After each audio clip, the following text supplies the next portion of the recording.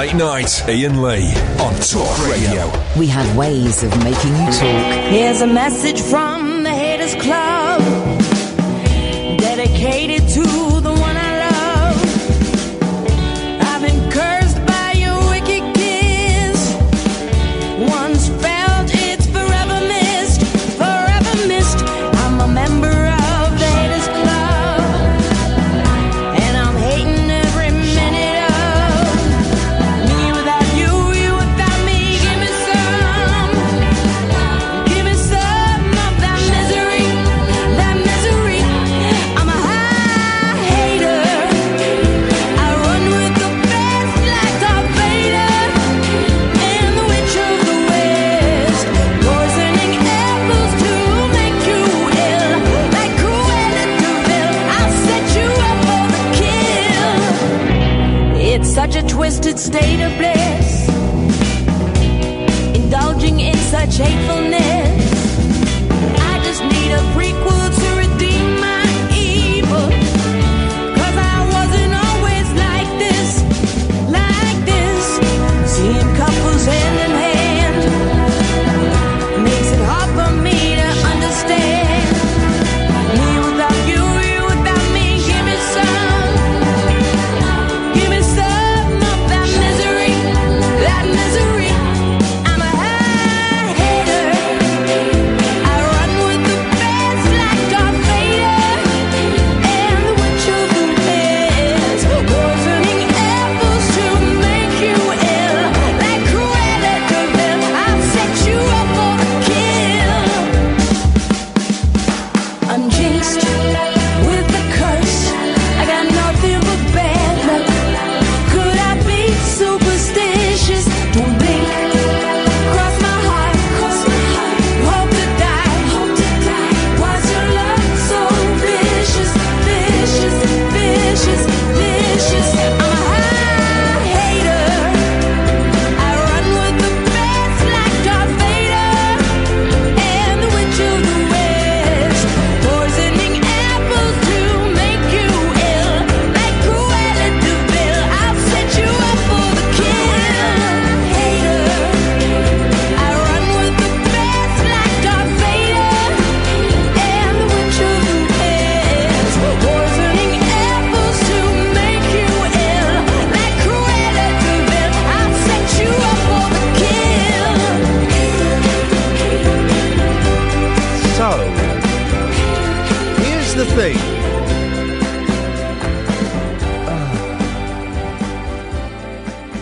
Here's the thing, dear listener. I feel like absolute shit tonight. Absolute awful. Like proper awful. Let me give you a little bit of detail. We're going to do the show, and the show will be alright, and we'll get by, and it will survive, and it's only 3 hours of radio, and none of this actually matters when you think about it in the great scheme of things. But, let me just put it into context of where I am. I feel absolutely rotten today. Absolutely rotten. And I went on Twitter last night and was kind of whinging away a little bit, and, just today has been such an effort to put one foot in front of the other. And you know that I came off the meds a couple of weeks ago, some of them. So I take Mirtazapine at night to knock me out, and that's an anti-anxiety drug, and it knocks me out, and I take citalopram in the morning, and Christ knows what that does. But I knocked the Mirtazapine on the head because it was making me fat, and being fat was making me miserable. I must have put on about 1.5 stone, 2 stone. And so I came off the Mirtazapine, and instead of doing it sensibly, and instead of doing it, in all the ways that it's recommended by doing it, you're on 30 milligrams and you cut it down to 15 and all that stuff. Instead of doing that, I just went cold turkey because I thought I know best. And I thought, well, I know my body and I know my head and I know my soul. So I'll be all right. And I read up on it and I knew it was going to be bumpy, and it was going to be thoroughly unpleasant. And just the last few days, sweet Lord, 2.5 weeks off of it, the last few days have been awful. I mean, properly awful. And I've kind of had enough clarity to know that it's chemical, what's going on in my brain. But then I have moments, it's like when you're tripping, and you have moments when you know you're on a drug, and that the weird psychedelic stuff you're seeing is a drug. But then you have moments when you get lost in it and you don't realise it's a drug and you think that that's what life is. And this was the same thing the last few days. For a while I knew it was the drugs and the lack of, and then there were huge swathes of experience where I didn't know it was the drugs and I thought it was real. And it culminated in me getting to bed last night about 3 and not having a breakdown on Twitter, but kind of giving too much away on Twitter. You lot aren't interested in that rubbish. And knowing that I was only going to get about 3.5 hours sleep because I had the kids today. And that's fine. That's what being a dad is all about. So I got to bed about 3 and then I woke up at 5 and I felt physically, awful. I thought I was going to throw up. I had sweat pouring off me. I had an absolutely pounding headache, and I'm lying in bed thinking, God, I'm gonna throw up in bed and I'm gonna die here. It's terrible, absolutely terrible. I managed to talk myself off the ledge, and then I got up and I took the kids to school, and I came back, and I've kind of relented, and I'm going back on the Mirtazapine. Why am I sharing this stuff with you? Well, because lots of people say that they get something out of me sharing this, and whether that's true or not, I don't know. But also because I don't think tonight's show is going to be any cop. I've just got a feeling tonight's show is going to be rough as, because I ain't got nothing in the papers. I couldn't find anything in the papers to talk about. I have nothing fun and stupid that's happened to me today to talk about. Got none of that stuff. So the next 2 hours and 51 minutes for me are going to be torturous. So they might be even worse for you. So I guess I'm apologising in advance. Really. But so I woke up at 5, felt absolutely awful, thought I was going to be sick, thought I was having a heart attack, all of this kind of stuff. I woke up, took the kids to school, dropped them off at school, came back, and I took a Mirtazapine. I took a tablet. I thought, stuff this. Now, of course, here's the thing, right? So I'm nearly 3 weeks clean off this drug. And then I thought, well, I'll take a half. Oh, no, I'll take a whole tablet. But you're supposed to take them at night. So suddenly, this drug that my body has been craving for the last 2.5 weeks, I've taken it. I've taken it at the wrong time of day. And it sent me completely doolally. It knocks you out for about 12 hours. I didn't have 12 hours. I had about 5 hours. I went to bed and I had fitful sleep. And then I had to get up about 2:30 so I could go and pick up my kids from school. And it was a real effort to want to be, and this sounds awful, but this is kind of where the depression can take you and where it shows how messed up, one's thinking can be. It was a real effort to want to be in the company of my kids. Isn't that terrible? Isn't that a terrible thing to say? But it's the reality, the thought of going to pick up my youngest from school, who I'm madly in love with, and then sitting with him for an hour while we wait and go and pick up my eldest from school. In my head, it became this huge, project that I was committed to, that I had absolutely no desire to take part in. This chore isn't even the right word. It was bigger than a chore. So I found myself being a bit snappy with the kids, and I took them to their grandmother's. Here comes a cup of tea. That will fix everything. Thank you, Edmundo. So I took them to their grandmother's and dropped them off. And as I left, I was really snappy with them, and I left, and I thought, God, why you were just so snappy with your kids then?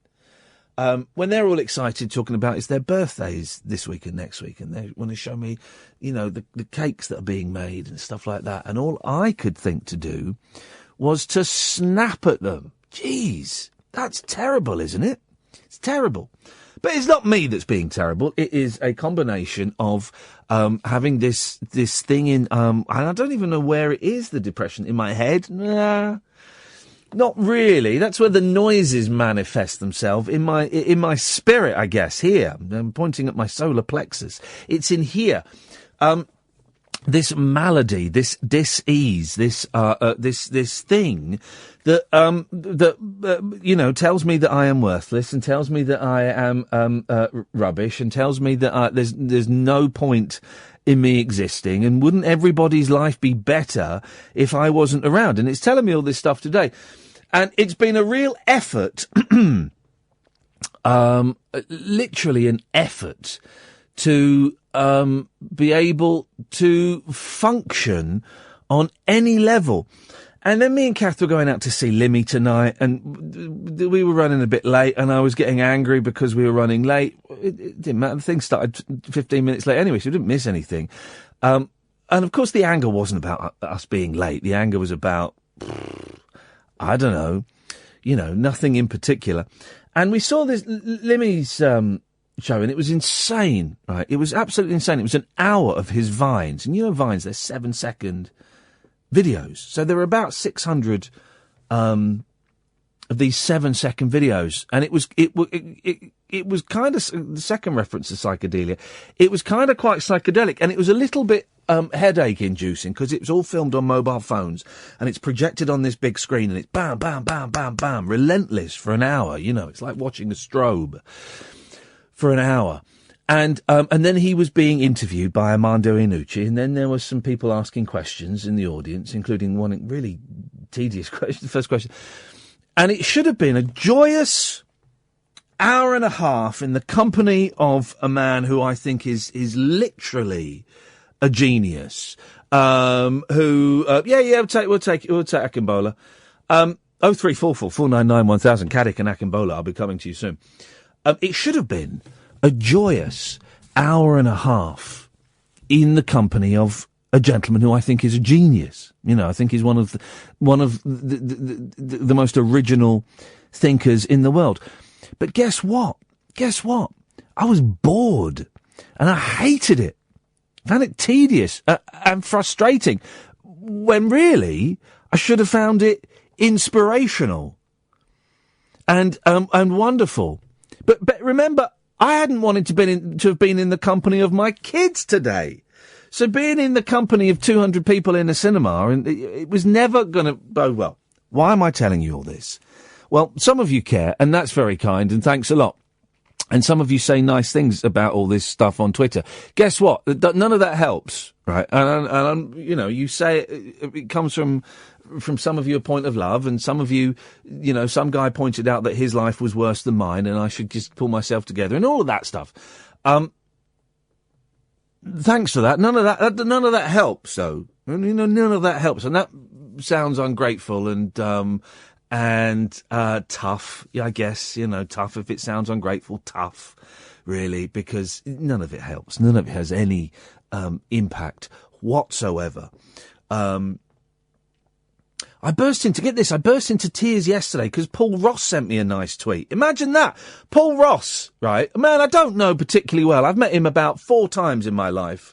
And as a broadcaster, I have a lot of respect. Anyone that can earn a crust out of doing this rubbish for as long as he has, they have my respect. And he sent me a tweet yesterday when I sent a vaguely pathetic, I'm having a terrible time tweet. And he said, do you want me to drive around? I'll take you out to the pictures or something. Boom. That got me. Paul Ross off the telly does the breakfast show here. That hit me. I was in my car in tears. And I said, no, I'm hiding away. When really I was thinking, yeah, flipping it, man, that'll be wicked. I'd love that. Yeah, come round, Paul. Let's go and see the picture. Let's play Xbox. But of course I didn't say that. Why am I telling you this? Because I've got nothing else. I've got nothing else for you this evening whatsoever. Absolutely nothing. I've got 2 stories from the Daily Mail, both on page 35. And they're rubbish. That's it. That's all we've got for the next 2 hours and 44 minutes. So, I apologise in advance because this ain't going to be a classic.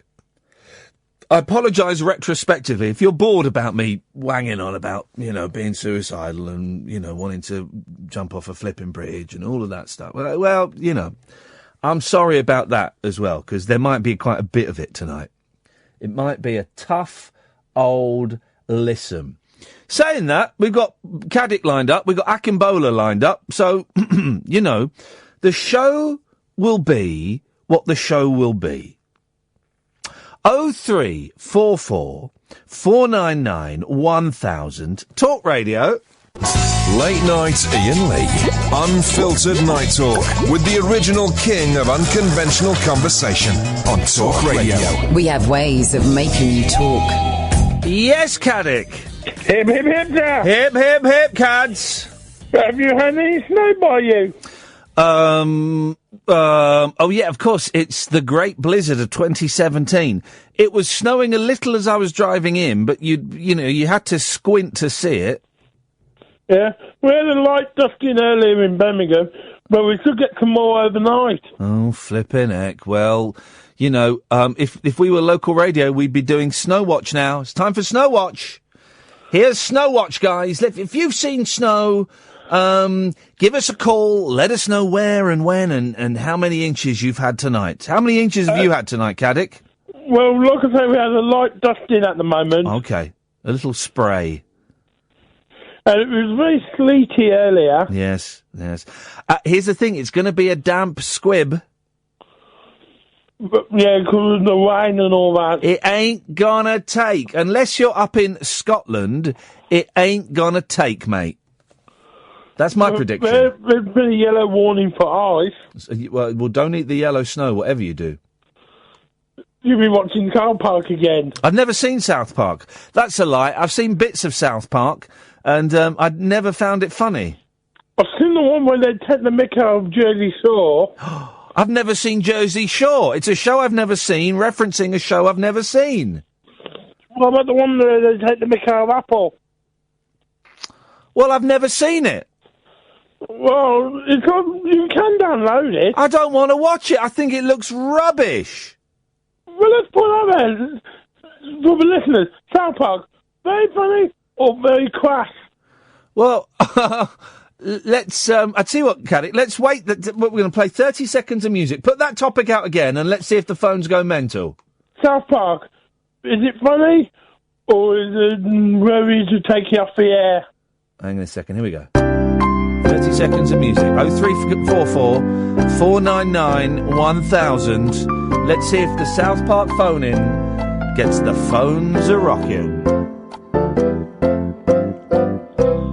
0344 499 1000. South Park. We call you back. We call you back. Is it South good or South crap? Let's see.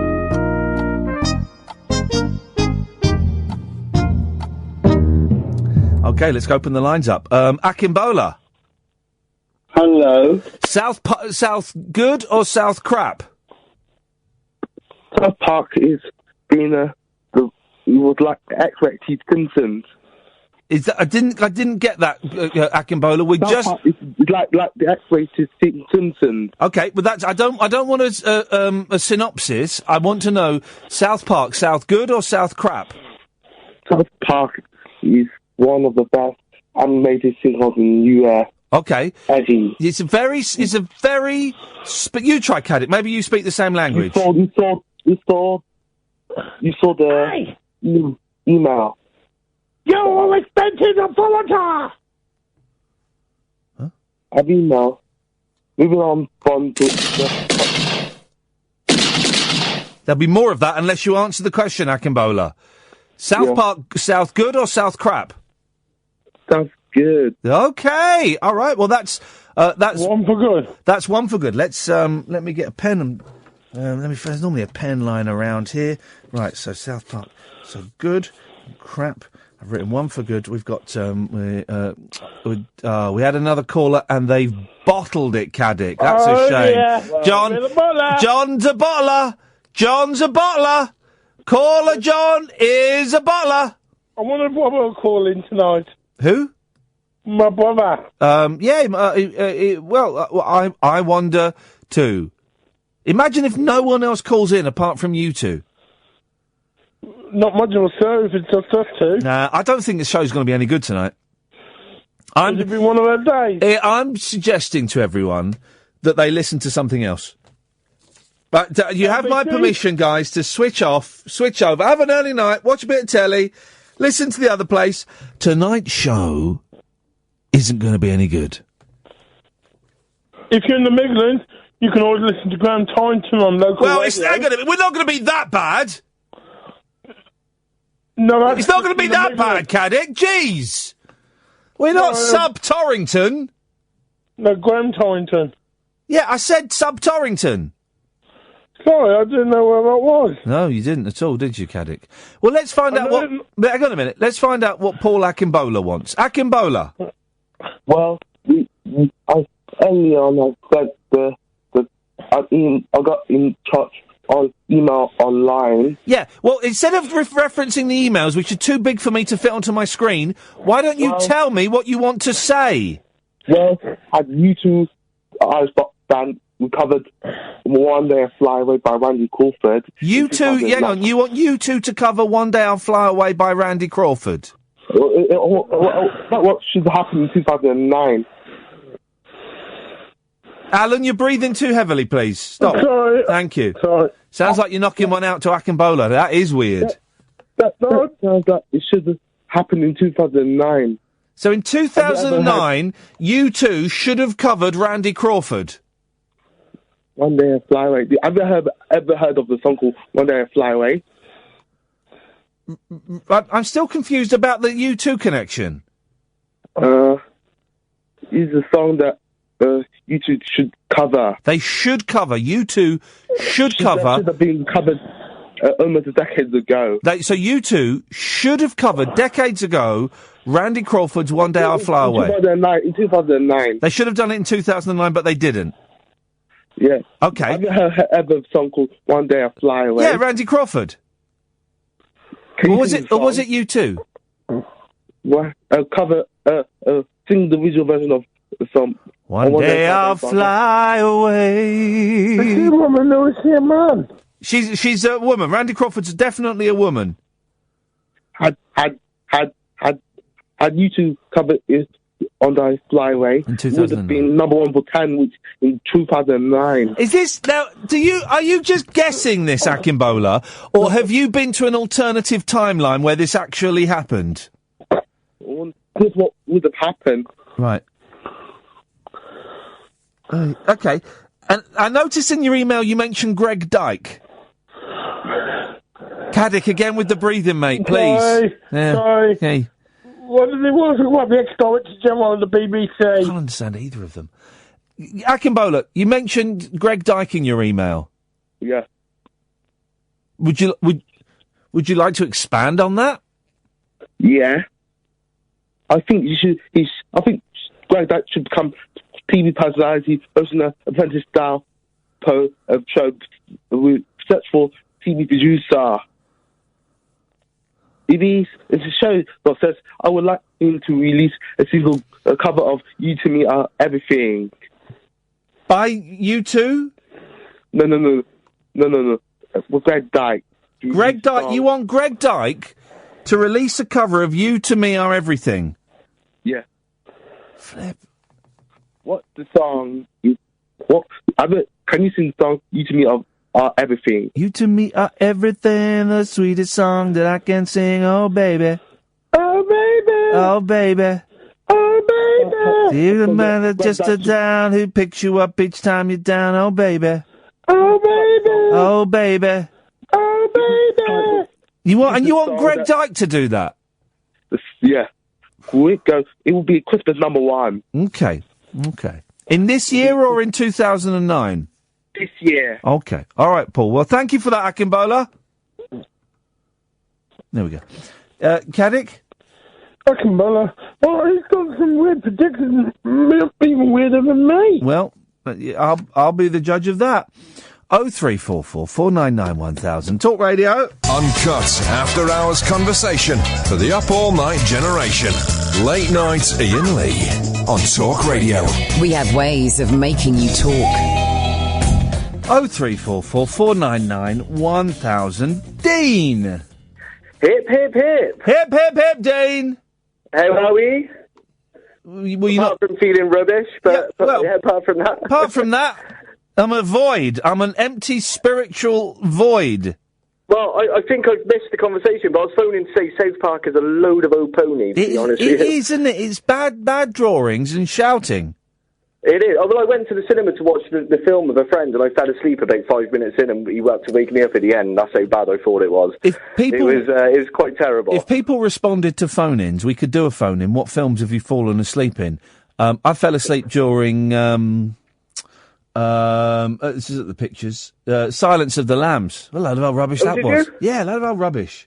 I mean, I quite like that. The book's quite good, though, if you're fond of reading. I'm fond of reading, but I'm fonder of films. I was 9 Sheets to the Wind, and we went to like a midnight screening, and I fell asleep. But it was, I remember it being absolutely dire. Oh, that's a shame. Have you ever walked out of a film? I walked out of the Godzilla with Matthew Broderick. Oh, I don't blame you. I think that's the only... It's no Ferris Bueller's Day Off. No, it was a stinker. Me and my friend went. We were trying to write a show for Edinburgh, and we kind of hit a wall. So there was a cinema down the road. We went, let's go and see the new Godzilla film. And then we went down, and it was rubbish. I tend not... Oh, and I walked out of a film called Beyond Borders, because I was in it, but I was my bit was over after 10 minutes, and I didn't really want to see the rest of it, because it looked rubbish. So I saw my bit, and then I got up and walked out. Fair enough. I walked out of The Dark Knight. That's probably a faux pas to a lot of people. Oh, the Batman film? Yeah, I didn't think much of it, to be honest. I got bored. I got bored towards the end, and I had things. Well, I had things to do, so It does go on a bit. Since when? And I know there's an advert with Lego Batman now, because I'm looking forward to the Lego Batman film coming out, because the kids will love that. Oh, yeah, that'd be cool. I think my kids will, yeah. I think the Lego movie was brilliant. Yeah. Have you've seen the Lego movie, haven't you? Yeah. And that was brilliant. And so the Lego Batman will be brilliant, right? But since, why... And I never saw any of the Batman films in the 90s with Keaton or Clooney. I've never seen any of that. Did you not? No, I've never seen any of them, right? Oh, Ian. So at what point did Batman start talking like that with a gruff voice? Well, Michael Keaton kind of started it a little bit. Right. But no, it's got really... oh, Kerry, shush. Shut up, Kerry. Yeah, she's saying it started with The Dark Knight, is she? Potty mouth Kerry, unfortunately. Oh God. Yeah. So, hang on, so who? Let's go through the Batmans in the 80s and 90s. Keaton. Keaton, and then I think we had Clooney, and then who was Kilmer? Kilmer did it, didn't he? Oh yeah, Val Kilmer. That was rubbish. That was the one with was that the one with Arnold Schwarzenegger in it? As Mr. Freeze, Mr. Freeze or something. And who was Batman when Robin was in it? Was that Clooney? I think that was Clooney. I think that was Clooney. He was all right. See, for me, Michael Keaton made a perfect Batman and a perfect Bruce Wayne, because Bruce Wayne's got to be a little bit kooky, hasn't he? Because obviously he dresses up as a bat at night. Yeah. He's obviously not all right in the head, in my opinion. So he played sort of quite dark comedy sort of thing going on quite well. So he made the perfect Batman and the perfect Bruce Wayne. Bruce Wayne as well. Yeah. Thank you. But then you had Val Kilmer. He was all right as a Batman, but a rubbish Bruce Wayne. And then you had Clooney, was a good Bruce Wayne, but not a very good Batman. Oh. And then you've got who's the fella that does it? Bale. In the Dark Knight. Christian Bale. Christian Bale. Christian Bale was good, I thought, but again, I didn't like the Batman. Batman. I didn't like that. I thought that was a little bit silly. No, it's definitely. But I've not seen. And they get gruffer and gruffer. Who's the new fella? Ben Affleck's doing it now, isn't he? Affleck, innit? Affleck. Yeah. That's a bit strange. Tell her to shut up. Terry, shut up, he said. Tell her... We can't talk about Batman, apparently. Tell her you're going to get cut off unless she shuts up. Oh, Terry, I'm going to get cut off unless you shut up. sorry, Ian, she said. That's okay. I know, I can hear every... She can't help it, can she? She has to get involved. It's relentless. Absolutely relentless. I know. Try being involved with it. What did you call in for, Dean? Well, it's just basically the South Park thing, really. Oh, yeah. We just seem to have a chat about Batman, so that works as well. So, but has Affleck done a Batman film yet, or has he just done that Batman-Superman film? I think he's just done Batman Superman, and I think he might be signed up for another, just a standalone Batman. Because that was a stinker, wasn't it? I mean, for me, Adam West is the definitive Batman. Yeah. You know, that's... Although I tried to show that... I tried to show that to the kids the other day, and they were well bored. Oh, my boy loves it. He's 8, and yeah. But they like... My boys love all the Avengers and stuff, so they like the big, proper... special effects, flying around, shooting each other and stuff, and so the gay Batman from the 60s is a little bit, to them, it's a little bit namby-pamby. And it does, I can understand, it does look dated.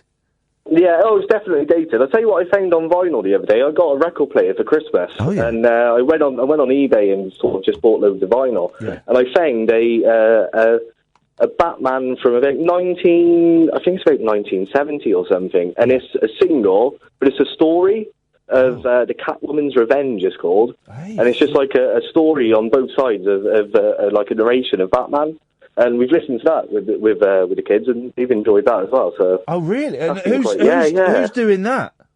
I can't work out who's doing the narration, to be honest. There's nothing really on there. It's just it's just like a single from the 1970s. Hang on a minute, it's not this.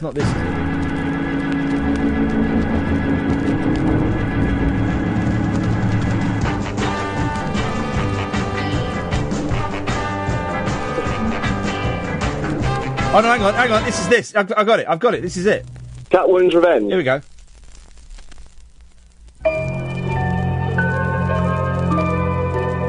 As Gotham City approaches the witching hour, only the night people are left to roam barely lit streets and rooftops. The idle poor huddled on stoops and benches, and the idle rich reveling in continual celebration.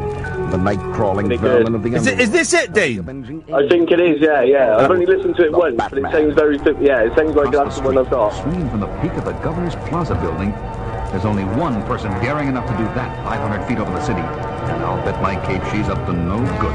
With unerring aim and the uncanny courage of a hero, the Caped Crusader flings his batrope to the... I love stuff like that. I used to have... Yeah, it's awesome. I used to have in the 80s, used to get these a lot. You get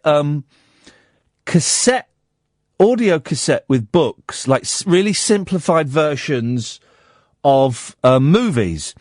And I had... now...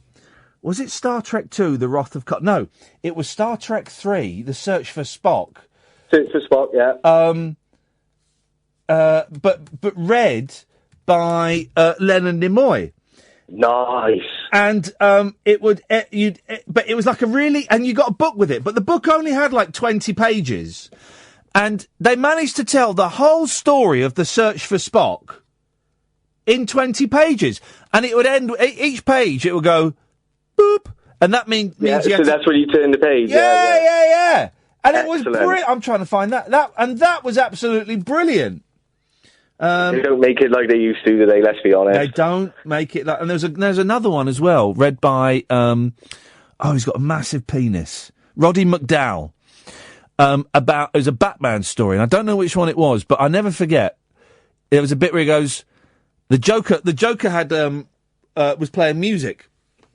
And Roddy McDowall went, and the Joker's music went, boom shakalaka laka, boom shakalaka laka, boom shakalaka laka, boom. Ooh, speaking of boom shakalakas, yes, you play occasionally like a I don't know what the words are. Yeah, what is that? No, that's not it. Hang on. No, hang on. Oh,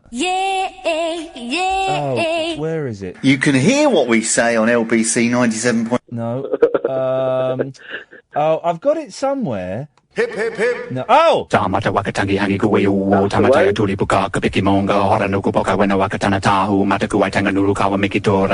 There we go, yeah. What is that? I'm afraid that is classified information as... there's a hard house a hard house tune that uses that as a sample, and I really want to buy that tune. I'm afraid it's classified information, Dean. We cannot give away that information.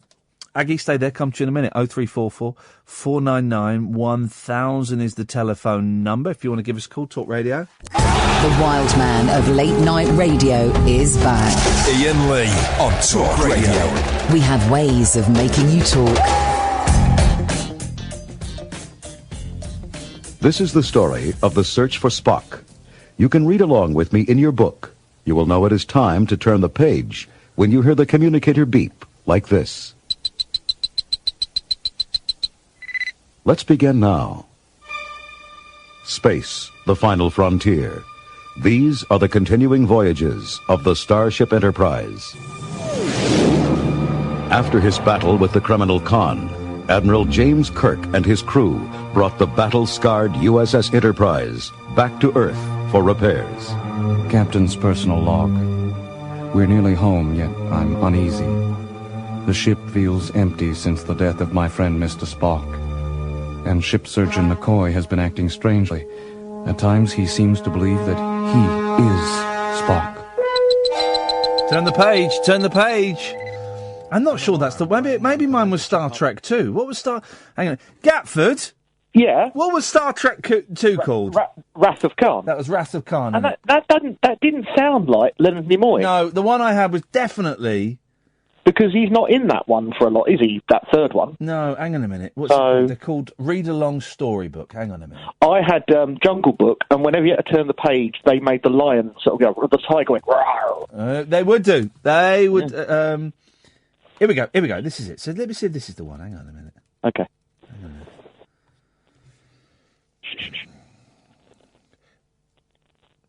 There we go. Shh. This is it. Why is it not playing? Here we go.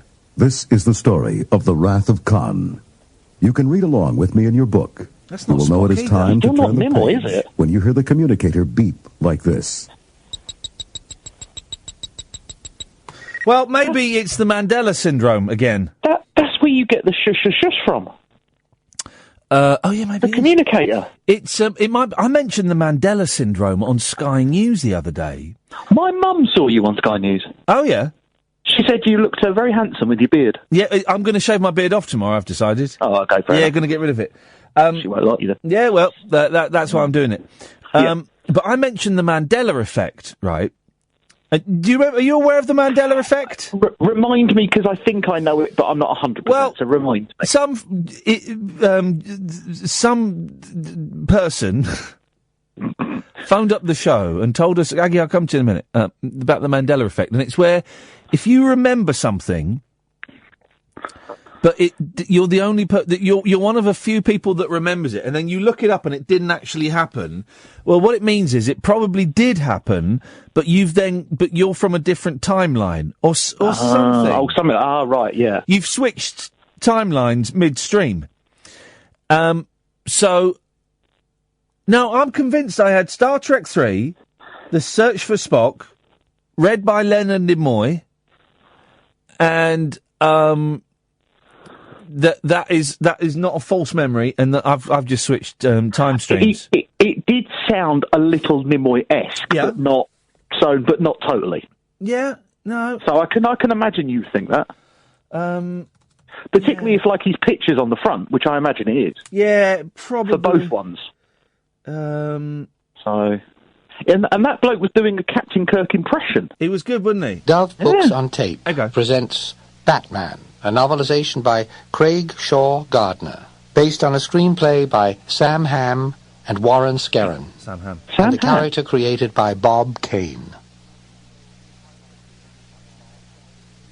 It was a night like any other in the city, too hot, too humid, too loud. The sound of music mixed with car horns and laughter and the occasional scream. The streets swarmed with life, 10 times as busy. Now, that's Roddy McDowell reads Batman. This should be on Radio 4, man. I mean, this should be what children should be listening to now. Oh, I tell you what, by the way, that is an hour and a half long, and I haven't really got the time to find the bit where he says, and the Joker's music went boom shaka laka laka boom shaka laka laka boom shaka laka laka boom. You've kind of got the time to play it. No. So, so if someone could find that bit, that will be absolutely, that will be awesome. Otherwise, it... Boom shakalaka. Yeah. But what they used to do in the olden... Dove Books on Tape presents Batman, a novelization by Craig Shaw Gardner, based on a screenplay by Sam Hamm. Yeah. What they used to do in the olden days, and I think they did it in the 70s. I think there's a Star Wars one. Oh, yeah, bound to be. No, you don't know what I'm about to say. Oh, sorry, you mean like that? Sorry. No. I'm sorry. No. What they used to do is, they would, because not everyone could go to the cinema, because maybe they were lazy or in a wheelchair or something like that. They didn't have cinemas equipped for wheelchair people. So what they would do is I heard a documentary about it on Radio 4. They would do radio abridged versions of movies. But like reviews, but not kind of, but with action and Yeah, but they'd have the actors. They'd have the actors playing the parts that they played. Like audio descriptions for the blind of movies.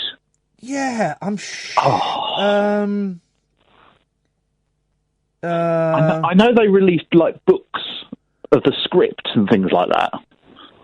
Here we go. What's this? No, that's not it. No, there's radio. Oh God, radio version of movies. They used to do it. I'm sure there's a Star Wars one. Oh, I don't know. Someone. Listen, I've given you. Listen, guys. I've given you a fishing boat and a fishing rod, and I've taught you how to fish. Go and feed your family for the rest of your life. You know what I'm saying? Well, at least the evening. Don't expect more. Yeah. No. Well, no, because I've given them. I've taught them how to fish. I've not just given them. Yeah, but you've given quite a lot of them, so there's not that much fish out there. No. But I've not given them. I've not just given them a boat, right? And I've not just given them a fish. I've given them a boat, and I've taught them how to fish, so they can feed their families forever. That area is going to be devoid of fish quite soon. There's going to be a fish up your arse in a minute. Anyway, I was ringing to tell you one movie that I fell asleep in and one that I can do slightly better in. In that I didn't just fall asleep. I thought it ended 5 times, and when I got up, I collapsed. Oh, mate. Well, what happened? Well, the movie I fell asleep in was Schindler's List. Right. Not proud of it. Shame on you. Shame on you. Shame on you. Indeed. Shame on you, Gatford. It was a bit long, and I was... Shame on you. Yeah, well... Shame on you for saying Schindler's List. What about the people that lived it, mate? Bit long. That was a little bit longer, and they lived it, and you fell asleep during the movie. Shame on you. I've not seen that film. It's not like I made out with a girl in it or something. Oh God! You even joke about that. You even joke about that. Shame on you.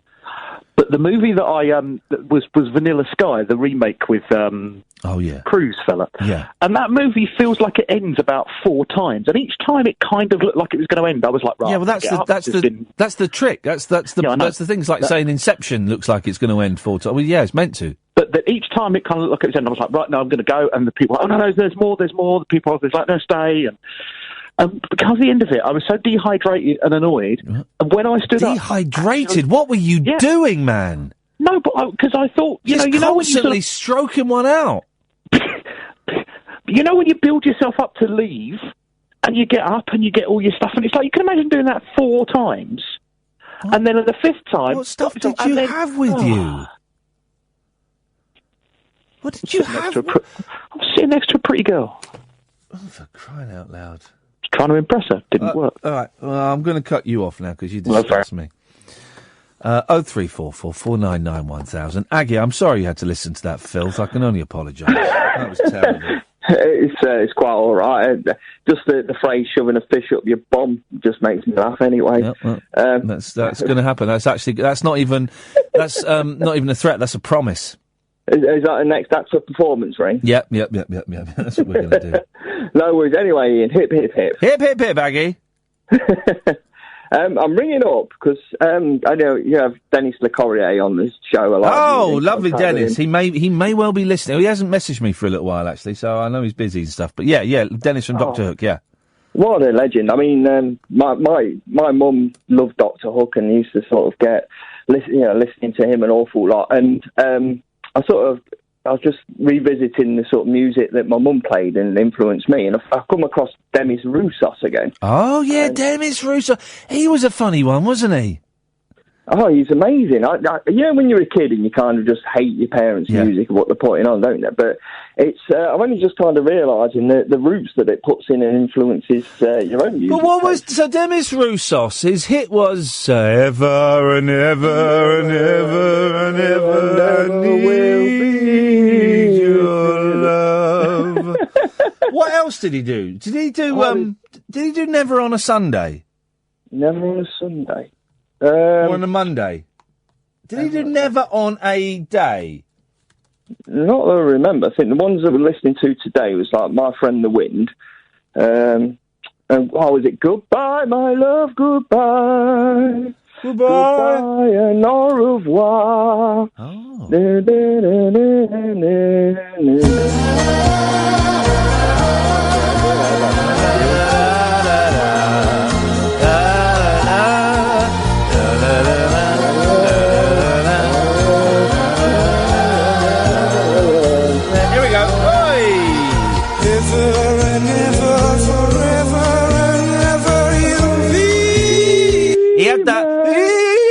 He had the wobble, didn't he?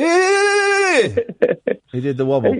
Oh God! It's just. I don't know if Demis Roussos has ever been described as brilliant before. I mean, how many albums did your mum have?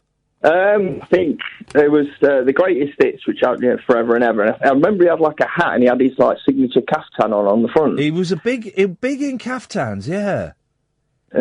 It reminds me of that Simpsons episode where Homer's trying to put the weight on and he started wearing a big caftan. I'll tell you what I miss. I miss men wearing capes.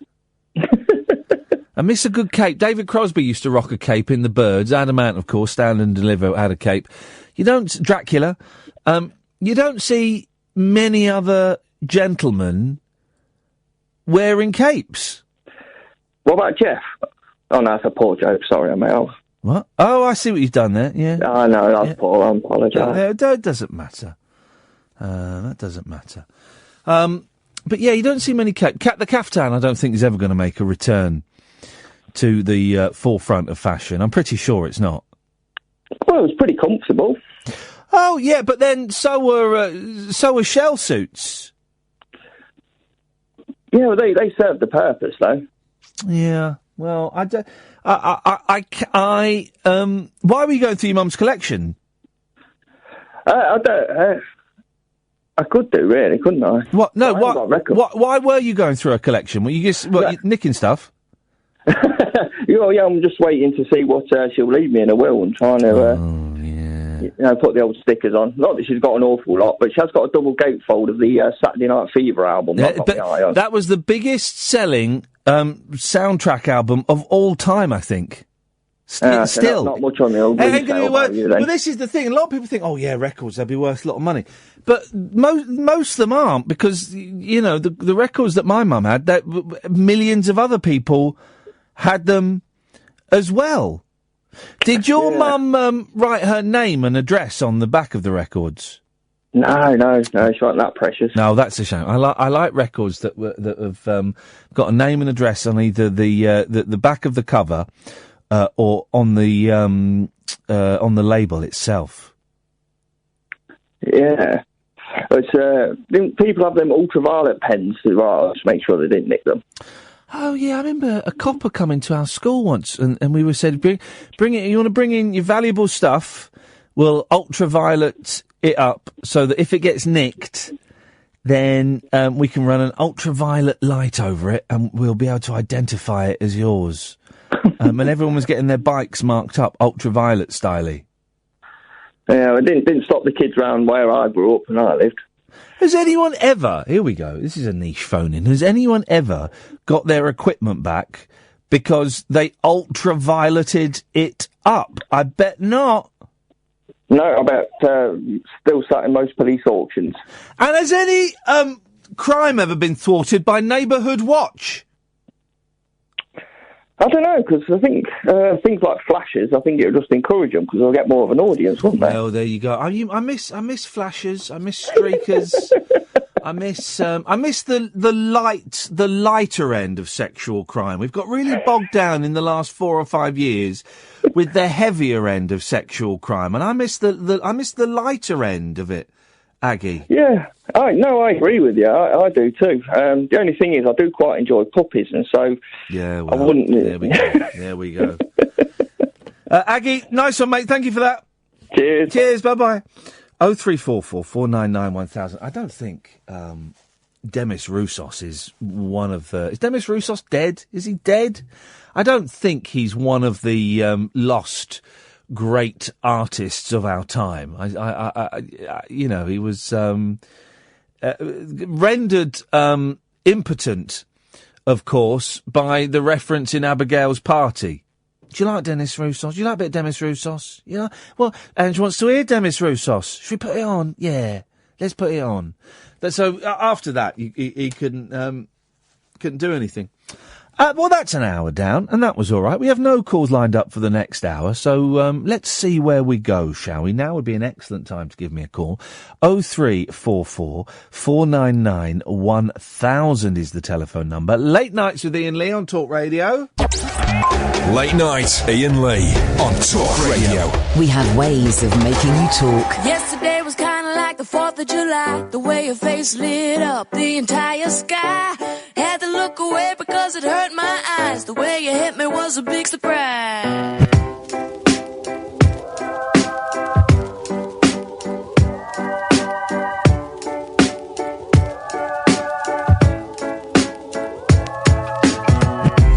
Yesterday I really didn't know what to say. I wasn't making any sense, but it felt okay. Ask you if it was my birthday. This kind of thing don't happen every day.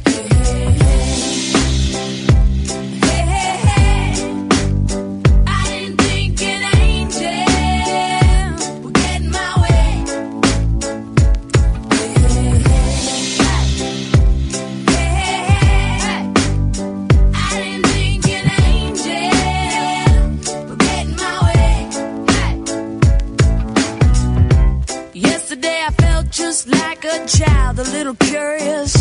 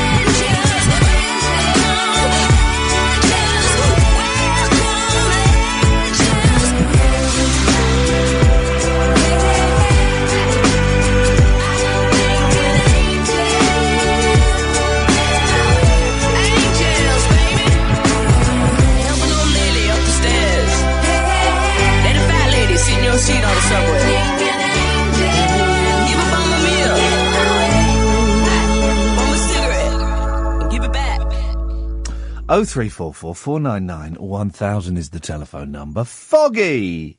Hello. Hey, Foggy, how you doing, man? Yeah, I'm good. Imani's a tough act to follow, isn't she good? Isn't she the best thing in the world? I posted a miserable thing on Facebook the other day. I posted a video of me on Facebook. And I wrote, here's a video, me trying out the 360-degree camera, and I look fat. And Imani wrote on there, she goes, I heart Fat Ian. And that made me feel all right. That made me feel all right. That'll do. Yeah, brilliant. That's, yeah. Oh, I'll be pleased with that myself. I'll be pleased with that. What you got for us, Foggy? Yeah, well, you mentioned the Mandela effect a little while ago. Oh, yeah. And I've got a vivid memory of something happening. And I thought with the help of you and your listeners, you could establish whether it happened or whether I imagined it. Yeah, we're in. Now we've got ourselves a show. Right. Go on. What happened? Mid-80s, EastEnders hadn't been on for very long. Yes. And I've got a vivid memory Yes. of Ian Beale watching a mucky video. Yeah, he did. He did, didn't he?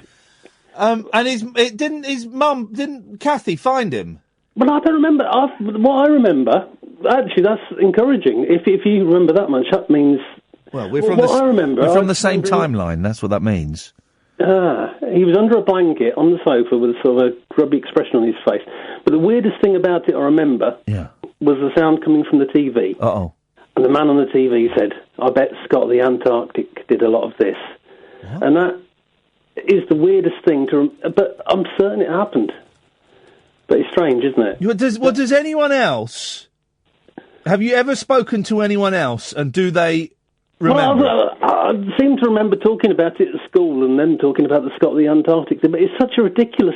It can't have happened. I mean, why would anybody put that in the script? Well, because it's a hard-hitting urban drama that touches on real-life issues. I do remember that happening, but I can't believe I mentioned the Mandela effect on Sky News. Of course, no, the two people I was on with, none of them got the reference. They laughed at it, but afterwards I'm thinking, why did I say that? They won't know what the Mandela effect is. There's only about 30 people that listen to this show that know what the Mandela effect is. Oh, the Mandela effect is specific to you? Is this your thing? Well, no, it's not to me. Some fruitcake phoned in and told me about it, so I don't know. Oh, right, okay. I don't know quite how well known it is, but there's hardly anyone knows about it. When EastEnders started, I used to tape it every single night. Well, it was only on 2 nights a week, but I used to tape every episode. Really? And watch them. So you're the authority. As a 12, well, I don't know if I'm the authority, but as a 12, 13-year-old kid who had, let's be honest, much better things to do with my life, I would tape EastEnders. Was it only on 2 nights a week? It must have been. Something like that, yeah. I mean, I can't remember myself. But then the omnibus would only be an hour. Was there always... Hang on a minute. This is the timelines are getting a bit messy here. Was there always an EastEnders omnibus? I honestly can't remember. And do they still have one now? Because that must go on for like 5 hours. Again, I've not watched it for probably 25 years. I can't even, Arthur Fowler and Mark Fowler and Ethel and Willie, we watched. Well, I don't watch it, but sometimes it's on in the office here. And we caught 2 minutes of it the other day, and Phil Mitchell was still drunk. And it dawned on me that Ian Beale lived in Arthur and Pauline's house, and he'd probably lived there for about 20 years, but I'd never noticed it before. Ah, right, okay. Again, I haven't tuned in for years, so again, I'm... All right, let's see. Okay, Foggy, let's try something. Yeah. Who ran Ozcabs? Ali Osman. What was his brother called? I don't know. Oh, come on, Foggy! No, honestly, I don't know. Hang on a minute. If you tell me, I'd perhaps remember. Hang on a minute. Tim? Yeah? How old are you, Tim? 47. Perfect. What was, we all know, of course, we all accept Ali Osman ran Ozcabs from the CAF. But what was Ali Osman's brother called? No idea. Johnny Osmond? Right, Tim will come back to me. Hang on. James? Hello. How old are you, James? 40. The perfect age. Oh, thank you. We all know that Ali Osman ran Ozcabs from the CAF. Yeah. But what was Ali Osman's brother called? Little Jimmy Osmond. Oh, for crying out loud. Sorry, Foggy, no one's taking this seriously. No, I don't know. It was Mehmet! I'll have to take your word for that. It was Mehmet! No one remembers him. He's like the forgotten brother, isn't he? It was Mehmet! And he would go, Mehmet! Mehmet! He would go like, Mehmet! Mehmet! Mehmet! His name was Mehmet. Right. No, just me there, is it? Okay, fine. I think you're on your own Mandela effect. It was called Mehmet. I remember Mehmet. Mehmet was a little bit... Also, here's the thing, right? Weren't the actors in the early days of EastEnders, and now you can understand why the acting doesn't look so good, because they are doing, I think, is it 4 episodes a week? So they're banging it out, bang, bang, bang, bang, bang. That's 2 hours a week of drama. That's considering most movies are 2 hours long, and it takes a year to make a movie. They're making a movie every week, right? It's a lot to bang out. So you can understand why maybe sometimes. Ray, it's a phone-in show, mate. Yeah, yes, you're the fruitcake. I'm getting tweets from someone who's angry. Ray, phone in, you prune. So tweeting me. Yeah, let him have my yeah. Okay, go on. I called in to talk about false memories. Am I the fruitcake you're referring to? You mentioned the Mandela effect. I don't know, Ray. I don't know what you're talking about. Leave me alone. I've lost my thread. You fruitcake. It's putting all this stuff in quotes. Why'd you put it in quotes? Anyway. Yeah, but the actors in the early days, they only had 2 episodes a week to film. And yet they were all, without exception, terrible, terrible actors. Because you don't see him in anything else, do you? No. Ali Osman's not gone off to a great movie career, has he? No. Or his wife, or Pete Beale. Pete Beale went back to being a security man. Did he? All right. Peter Dean. Yeah, and Kath as well, didn't he? Yeah.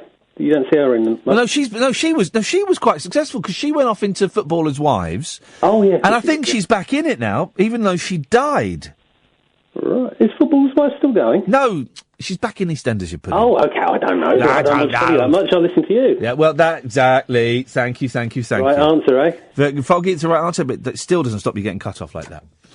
0344 499 1000 is the Hang on, now Gatford says EastEnders used to be Tuesday and Thursday. Yes, we know that. The Omnibus and 10 p.m. repeat is on TV Channel W. There's a TV Channel W, and they're showing old EastEnders? Sweet Lord, what is going on with the world? James and Tim, stay there. Come to you in a minute. 0344 499 1000. Talk Radio. Late night conversation worth losing sleep over. Ian Lee. On air and off the leash. On Talk Radio. We have ways of making you talk. Yes, Tim. Hi. Hey, Tim. How you doing? Good, thanks. How are you? You know, I'm breathing.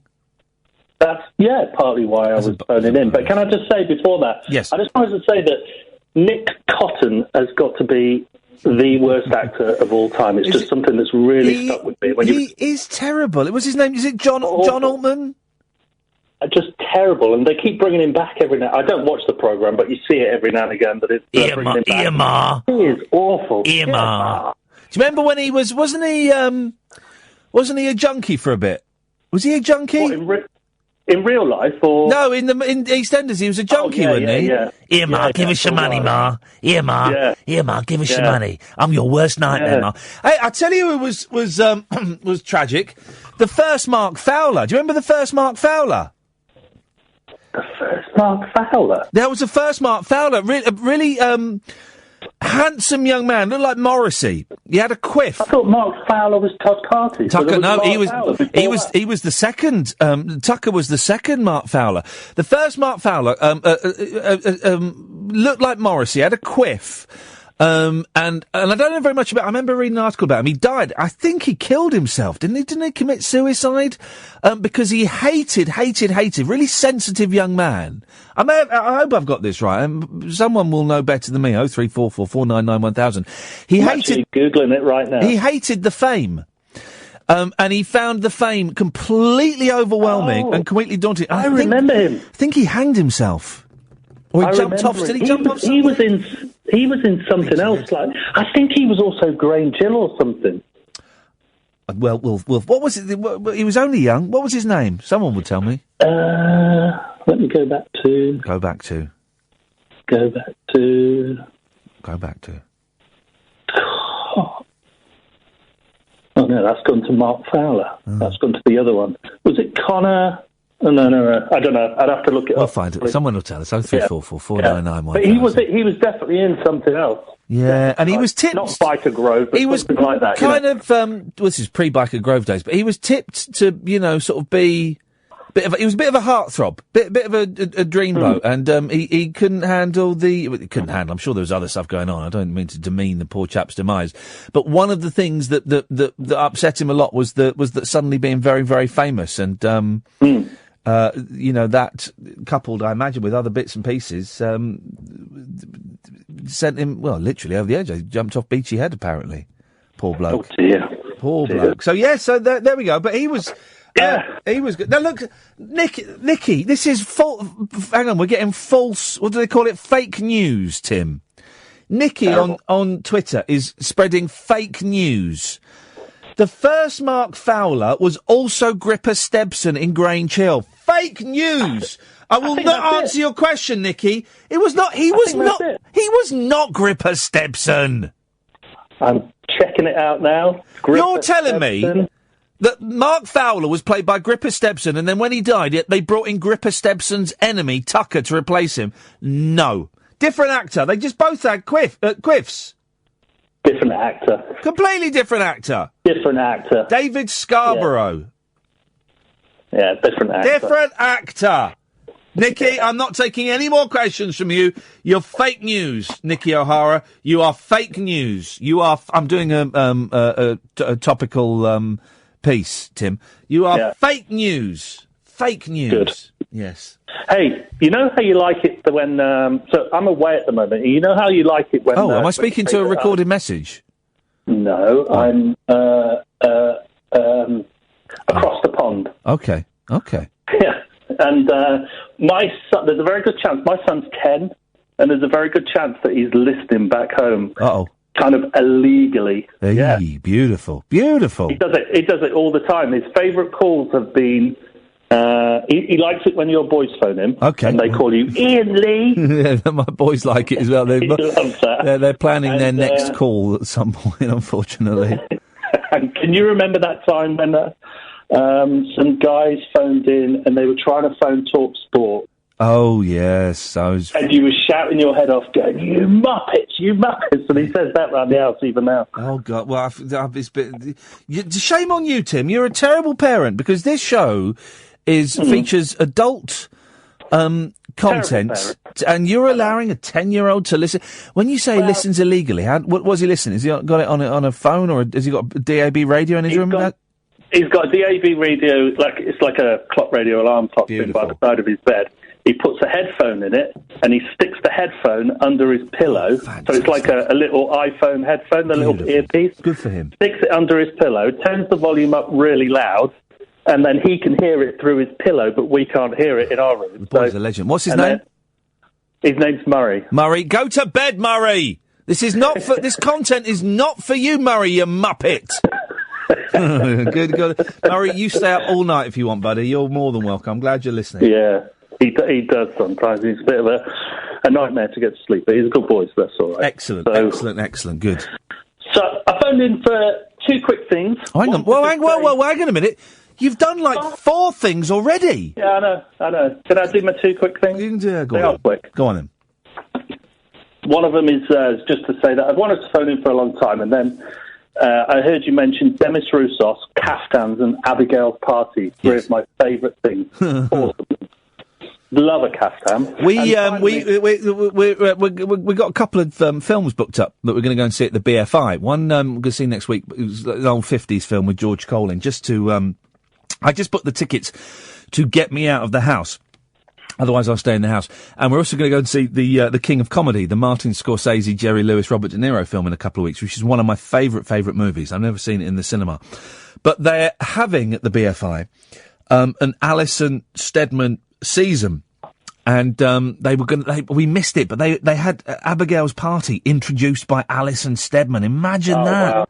Imagine that. And also, we missed it, Nuts in May. I can't even find Abigail's Party anywhere to watch. Obviously, it's not on Netflix or anything like that, but I can't find like a full version of it on YouTube or anything. Is it? No, I bet he pulls Abigail's Party. Is it not on there? No, it's not. It's no, it's not. Buy it on DVD, you tight get. Yeah. Go on, Yeah. treat yourself. Treat yourself. And lastly, just before you cut me off, yes, this was a bit of just love coming your way. I know you were saying you were having a bit of a bad day today. Me and you have actually emailed each other. I won't say what about, just in case my son. You won't remember it anyway. But I just wanted to say that. The things that you talk about with mental health and stuff like that, I just think it's absolutely fantastic. Did I send you photographs? No. I'm so sorry if I did. You told me something very private about your life, which I found very touching, because I wrote a very long email to you about my life. Yeah. You replied and wrote something back and told me something very private, which I found quite touching. But I think it's fantastic what you do. I think it's very brave. It's an incredibly difficult thing to talk about, but when you're in the focus of the media as well, which you are, whether you like it or not, then it's very powerful and very brave. So Nice one, Tim. Thank you very much, and good night to your boy. Yeah. Thank you, Tim. Cheers, mate. I appreciate that. 0344 499 1000. James. Hip, hip, hip. Hip, hip, hip, James. What Tim just said, first of all. You sound like my agent, Nick. Do I? Yeah, you do a lot. So I'm always worried when I hear your voice, and there's like a reflex reaction. He's going to want money. I'm in trouble. I've got the sack again. Those are kind of my reflexes when Nick calls me. I've got the sack again. Oh God, what did I say last night? If you're offering 10%, I will cheerfully take it. 15. Anyway. You know what? Speaking of sounding like someone, I used to stalk you on an older station, and I was the Gatford sound-alike. Do I still sound like him? No, you don't. You don't. You've managed to shake off that miserable, dour, boring, tedious, lazy voice that Gatford has. Gatford has and will carry around to the day he dies. Bless him. Bless his little cottons. Yes, cotton. Couple of things. First of all, I've never had anything. What was the word? Ultraviolet marked. You've never been ultravioleted? Never been ultravioleted, but when I was a boy, I had something called the manly version of that, which was we all, as a family, we took our bikes down to the police station. Oh yeah, and they postcoded them. You got postcoded? Yeah, of course. By getting these great big metal tools and these kind of like stamps, and they banged our postcode into the bottom of the bikes. And I've still got my bike. Oh. Weirdly, so hang on. Are you still at the same house? No way. I've moved house 3 times since then. So if it does get pinched, then I think an old lady's going to get a really bad 30-year-old bike. I've never had a bike pinched. I've never had a bike nicked at all. And I don't ride anywhere now. I haven't ridden anywhere for years. Why would I? Yeah. I'm a grown-up. But how come you get this a lot in London? Like an old bike wheel chained to a lamppost or some railings, but the bike has gone. Yeah. How does why do people do that? I'm not sure. I live near Cambridge, and it's like the same thing. It's just you see the odd wheel attached to a lamppost, or often you see the frame with no wheels. Sometimes they'll have the wheels and not the bike. But what I would do then is I would find out, because obviously you'd rock up and go, nuts, they've nipped my wheels, and it's just the frame. Stuff that, I'll leave that there.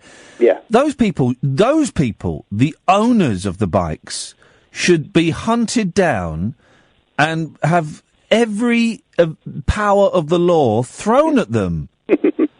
Yes. Because they're leaving half a bike chained up, and that'll be there forever. Yeah. Oh, God, yeah. Yeah. Trying to push a pushchair around Cambridge, it's not easy when you've got half a bike in the way. Cambridge. I did a gig in Cambridge last year, and it is, or maybe the year before, and it is very cycler. There's a lot of cycling going on there. Oh, Millions of students on their bikes. It's relentless. I haven't got the puff for it. It's such hard work. It turns out it is, isn't it? Yeah, you get started. It looks nice and easy. They make it look so effortless. But do you remember when you were a kid, James, and cycling? Right, you could cycle for miles, right? And you'd be laughing all the way. You could cycle like all the way to town with your mates, and you'd be wetting yourself laughing.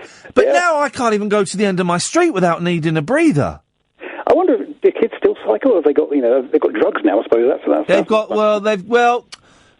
The legal highs are illegal again now. And I don't know I don't quite know where we are on Alco-Pops at the moment. I don't quite know what the thing is on that.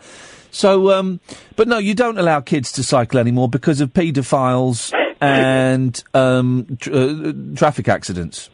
I mean, really, paedophiles on bikes, they would be a lot slower than the kids. Maybe we should be encouraging... And by the way, that's a great name for a band. The paedophiles on bikes. It's a great name for a band. And you want to drum up controversy, instant controversy, call yourself the Paedophiles on Bikes. That's a brilliant name. Oh, that's what I was going to do tonight. Oh. No, I was going to do... I'm glad you've reminded me, James. Thank you. We did, because I was disappointed the other night when we did, there was songs with directions in. Oh, yes. And people couldn't get it, right? And I did. Well, you got it, but not everyone, loads of people couldn't get it. And they were ridiculous. So I thought we'd roll it back a bit. Yeah. And do something simple this evening. Ooh. Songs with men in. With men's names in. Oh. Not women. Because women would be easy. You've got Mary. You've got Annie's song, Jolene. Easy. There's three we've just come up with. Men, there's hardly any. Well. God. That's the reaction I was hoping for. There are... You'd at first thought... You'd think there were hardly any, but I reckon with a little bit of perseverance, there must be thousands. Because there are a lot of women singers, and let's be frank, a lot of homosexual singers. Really? Who aren't shy about letting people know about.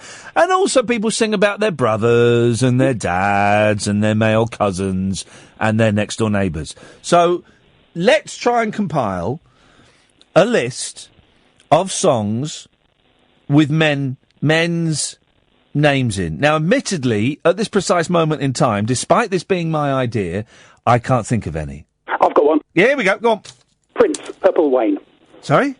Purple Rain. Right, I'm cutting you off. That's no. Not having that. That's outrageous. Dan and Jerry, you better be thinking. Songs with blokes in. There we go. 0344 499 1000. Talk Radio. Across the UK, online and on DAB. Late night, Ian Lee on Talk Radio. We have ways of making you talk. So, what have we talked about? EastEnders, the first Mark Fowler,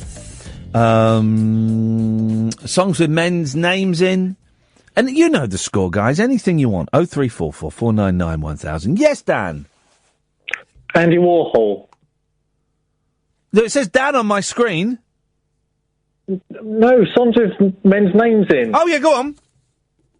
Andy Warhol, David Bowie. Oh, did he?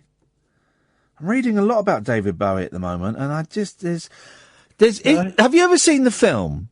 I know my sister's... Listen, I remembered something today, Dan. Right. I remembered something. You know, sometimes a memory just pops out of nowhere. I've been reading a lot about David Bowie, so he's been in the back of my head a bit. Yeah. And there's a picture in the book I'm reading of David Bowie in the movie. No, it's not. Ed shared it on Facebook. That's where I saw it. Ed shared the picture. Picture of David Bowie in the making the movie Merry Christmas, Mr. Lawrence, which I think, I'm going to say, came out 1982. Have you ever seen the film? It was early 80s, wasn't it? It was like 83, I think. Have you ever seen it? I've seen The Forbidden Kiss on YouTube. I've seen that sort of... Oh. I've seen it on there. There's a Forbidden Kiss, is there? Yeah. Right. Because I had a memory pop up today. And the memory was... My dad saying to me, because we had a hooky video recorder, we had a Betamax video recorder that we had to hide behind the sofa and we weren't allowed to tell anyone about because it was stolen. And we were the first people in our street to have a video recorder, but we weren't allowed to tell anyone we had a video recorder because it was stolen. It's all hush-hush. Very hush-hush. And my dad said to me and my sister, you can rent any film you want, or something like that. And I don't know what I chose, but I remember my sister, who would have been 12, 11. Right. This was it. He brought home a video for my sister, who was about 11 or 12, and it was a video of Merry Christmas, Mr. Lawrence. And she was excited because she quite liked David Bowie a bit. Joe's listening, so she may remember this slightly better than me, or she may not remember any of this at all. Don't know. It's got Tom Conti in there, isn't it? I don't know. But I do know it's quite unpleasant. Isn't there a torture scene where he gets buried up to his neck? There's a nasty little bit in it where 5 minutes into it, I'm like, I don't think I'll be watching much more of that. Yeah. And my 11-year-old sister, I remember my sister in floods of tears, furious with my dad for allowing her to watch what I think, I've never seen it, is it starts very, very nice, and then suddenly it turns to this... Is that Prisoners of War, isn't it? A Japanese POW camp? Yeah, I'm not surprised, actually. With gay undertones. There's definitely... I think it's the... Isn't he captured by the Japanese forces or something, and he's held in that prisoner of war camp? Yeah, I think so. And my sister was in tears and furious, and obviously quite traumatised by watching this horrific movie as an 11-year-old girl. I was going to say scarred for life, but she was quite young. Well, you can still scar 11-year-olds. She says... I need to ask her a question. She says, I liked David Sylvian, who did the music. Oh, yeah, she liked Japan. Terrible band. Terrible. Yes, Dan, you ask away, sir. First of all, EastEnders. I think the omnibus actually ended about 10 years ago. What? The EastEnders omnibus on a Sunday. The what-ubus? The omnibus. The omnibus? Yes. They ended it. Well, how am I supposed to catch up at the end of the week? Well, this is it. I think when I was watching it last, which was 10 years ago, I think they used to have it on a Monday, Thursday, and maybe a Friday. Right. So that was doable, but now it's nearly 4 episodes a week, and some of them are almost an hour long. Right. There's another... I don't entertain that. Another Dan got in touch, because Gatford mentioned Channel Were, and Dan has got another Dan has got in touch, Dan, and says, Were used to be Watch, and it doesn't show old Stenders, it shows the same night Stenders at 10 p.m.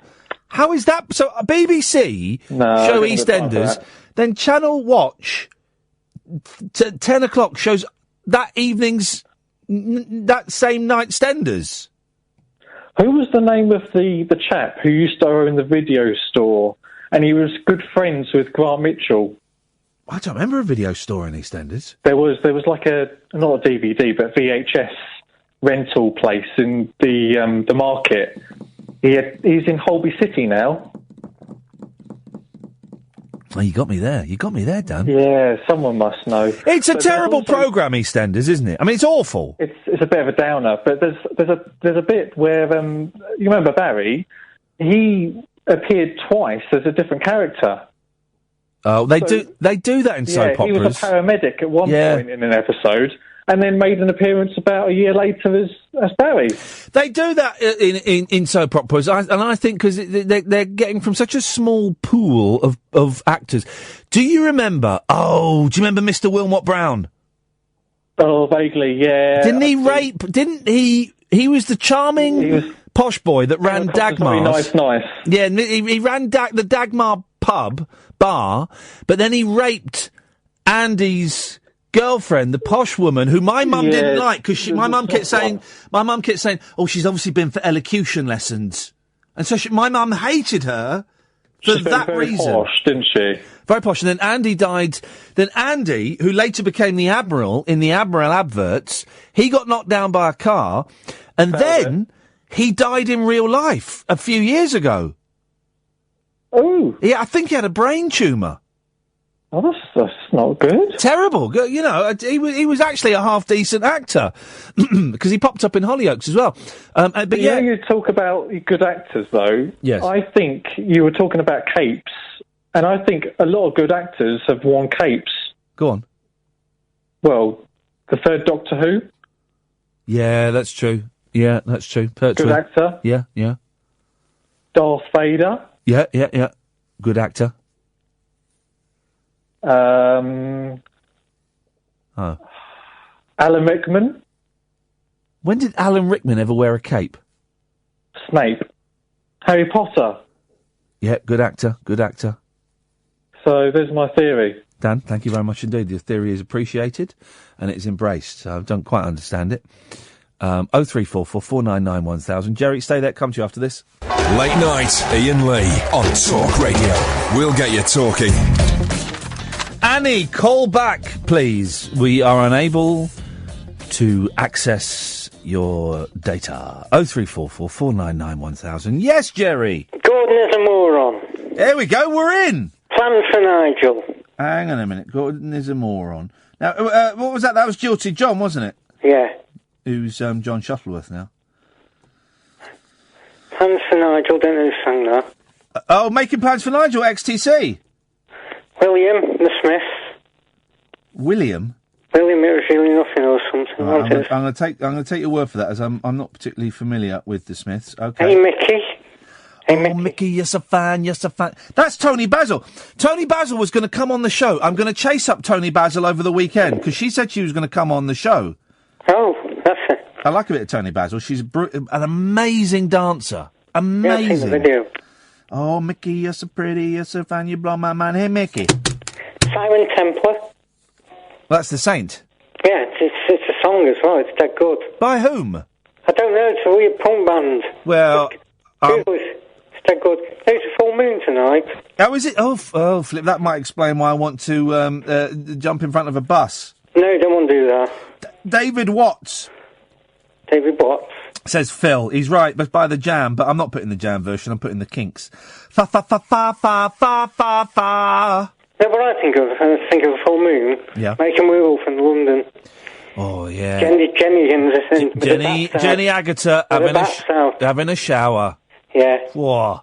That is American Werewolf in London, right? I've not watched it for about 5 years, but that is one of the few horror films that stands the test of time. And do you know the most horrific scene in that film? The one that I still have nightmares about today. Not the bus. No. It's the one where the fella's in the hospital bed and you don't realise he's having a dream, but he's dreaming that he's at home with his family. Oh. And then those masked gunmen burst in and gun his family down. Yeah, can you say the significance of Miss Piggy in the scene? Is Miss Piggy in it? Miss Piggy's on the television. Yeah, you're right. You're absolutely right. And I watched that. I must have been about 12. No, we hadn't moved. So I was no older than 11. I must have been about 10 when I saw it. Imagine letting a 10-year-old watch an American Werewolf in London. It's filthy and everyone gets chewed to death. Do you know why Miss Piggy's in it? Yeah. Because Frank Oz is in it. Frank Oz, yeah. His new voice, Miss Piggy and Yoda. Yeah. Frank Oz. Frank Oz directed a film that starred Marlon Brando, and Marlon Brando. So Oz is the director. I can't remember what the film was. A crappy film. And Marlon Brando refused to talk to him. He said, "I'm not talking to Miss Piggy." And so Frank Oz would have to tell. I can't remember who was in it with him, but would have to tell the co-star what he wanted Marlon Brando to do, and then Marlon Brando would respond to the co-star, and the co-star would tell Frank Oz. Isn't that crazy? Mad. Stupid. Should have got rid of him. Yeah, they should have got rid of him. Because here's the thing, right? Marlon Brando's not that good an actor. I don't rate him. He's what has he done? What has Marlon Brando done that's actually good? Rosebud. The Sledge. Hang on a minute. He was what? He did that film with Rosebud, The Sledge, and what was that? Marlon Brando wasn't in Citizen Kane. He directed some. No, Orson Welles was... Orson Welles, sorry, Rob. Yeah, Orson Welles was good. Oh, my mistake. I was going to say... I'm going to come again. That's all right. Well, no rush. Just hang on, let me... Dead good fact. You've forgotten the dead good fact. No, I remembered. Is there any celebrity you met who surprised you? Because my brother's met Pete Doty. Doty, and he's dead nice. He paid for my brother to get a taxi home. Oh. From Wolverhampton. Why, was your brother going to score some drugs for him? I don't know. He's a nice guy, Pete. I bet he is a nice guy, Pete Doherty. I bet he's a thoroughly decent gentleman. He's better than Piers. Piers more than his fake photos, slagging off people. Yeah. No, I bet Pete Doherty is. I bet I'm not a particular fan of the music, but it's not aimed at me. In fact, I knew someone who was in a band with Pete Doherty, and she said he was delightful. So. Is that the drummer? Sorry? Was she a drummer? Yeah, she was. Do you know her? No, she was in Baby Shambles, wasn't she? Yeah, she was in Baby Shambles. She left because of all the crap that went with it. Yeah, well, her name was Gemma.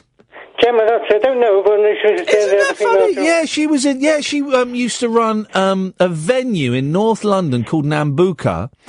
And I did a few gigs there, and she was I didn't know she was the drummer in Baby Shambles. I knew she played with him, but she was in Baby Shambles. Debut single with him, Baby. How funny! Yeah, she was good, Gemma. I'm saying that I've not spoken to her for years and years and years. Well, she's a friend still. Yeah, there we go. She every now and then I'll get a little. She'll put a little thing on my Facebook page, but I've not spoken to her for years, Gemma. Oh, isn't it funny? Isn't it funny? Yeah, we will, didn't you? We pick up on little things like that. Who did you fancy in Grange Hill when you were growing up? Oh, I fancied Callie. Which one was she? She was the one that was into biorhythms. Who was the one that Michael Winner went off with? Do you know that's the other one that I fancied, and I can't think of those, but I do remember that. Didn't he make a film with her where she was topless on top of a diving board? Yeah. He was a good man, Michael, when the funny man. He was very... Remember that prisoner who going around people's houses and made dinner for them? Oh, yeah. Or he made dinner for him? He was just... I met Michael. We had him on the 11 o'clock show once. He seemed like a decent bloke. I mean, again, I don't want to speak ill of the dead, but I'm about to. He didn't half direct a load of rubbish. My name's Michael Winner. Look at my movie. Come and see my new movie starring Michael Caine and Roger Moore called Bullshot. Bullseye. Hey, it's easy to hold up the cash because he's in coffee adverts now. Yeah. Like hurry up. I'd love that. Jerry, I'd get me in the coffee adverts. I'd love a bit of that. Thank you, Jerry. 0344 499 1000. Yes, Jonathan. Ian, I'm really looking forward to the rabbit hole next weekend, but I've got a question about the third mic. Yeah. Hang on, it's not next weekend, is it? It's not this. Is it? It's not this weekend. It's not this weekend. It's next weekend, unless there's been some terrible mistake. No, it's the weekend after that, isn't it? Oh, the 29th. Yeah. Jeez, for goodness sakes, man. Sorry. For goodness sakes, man.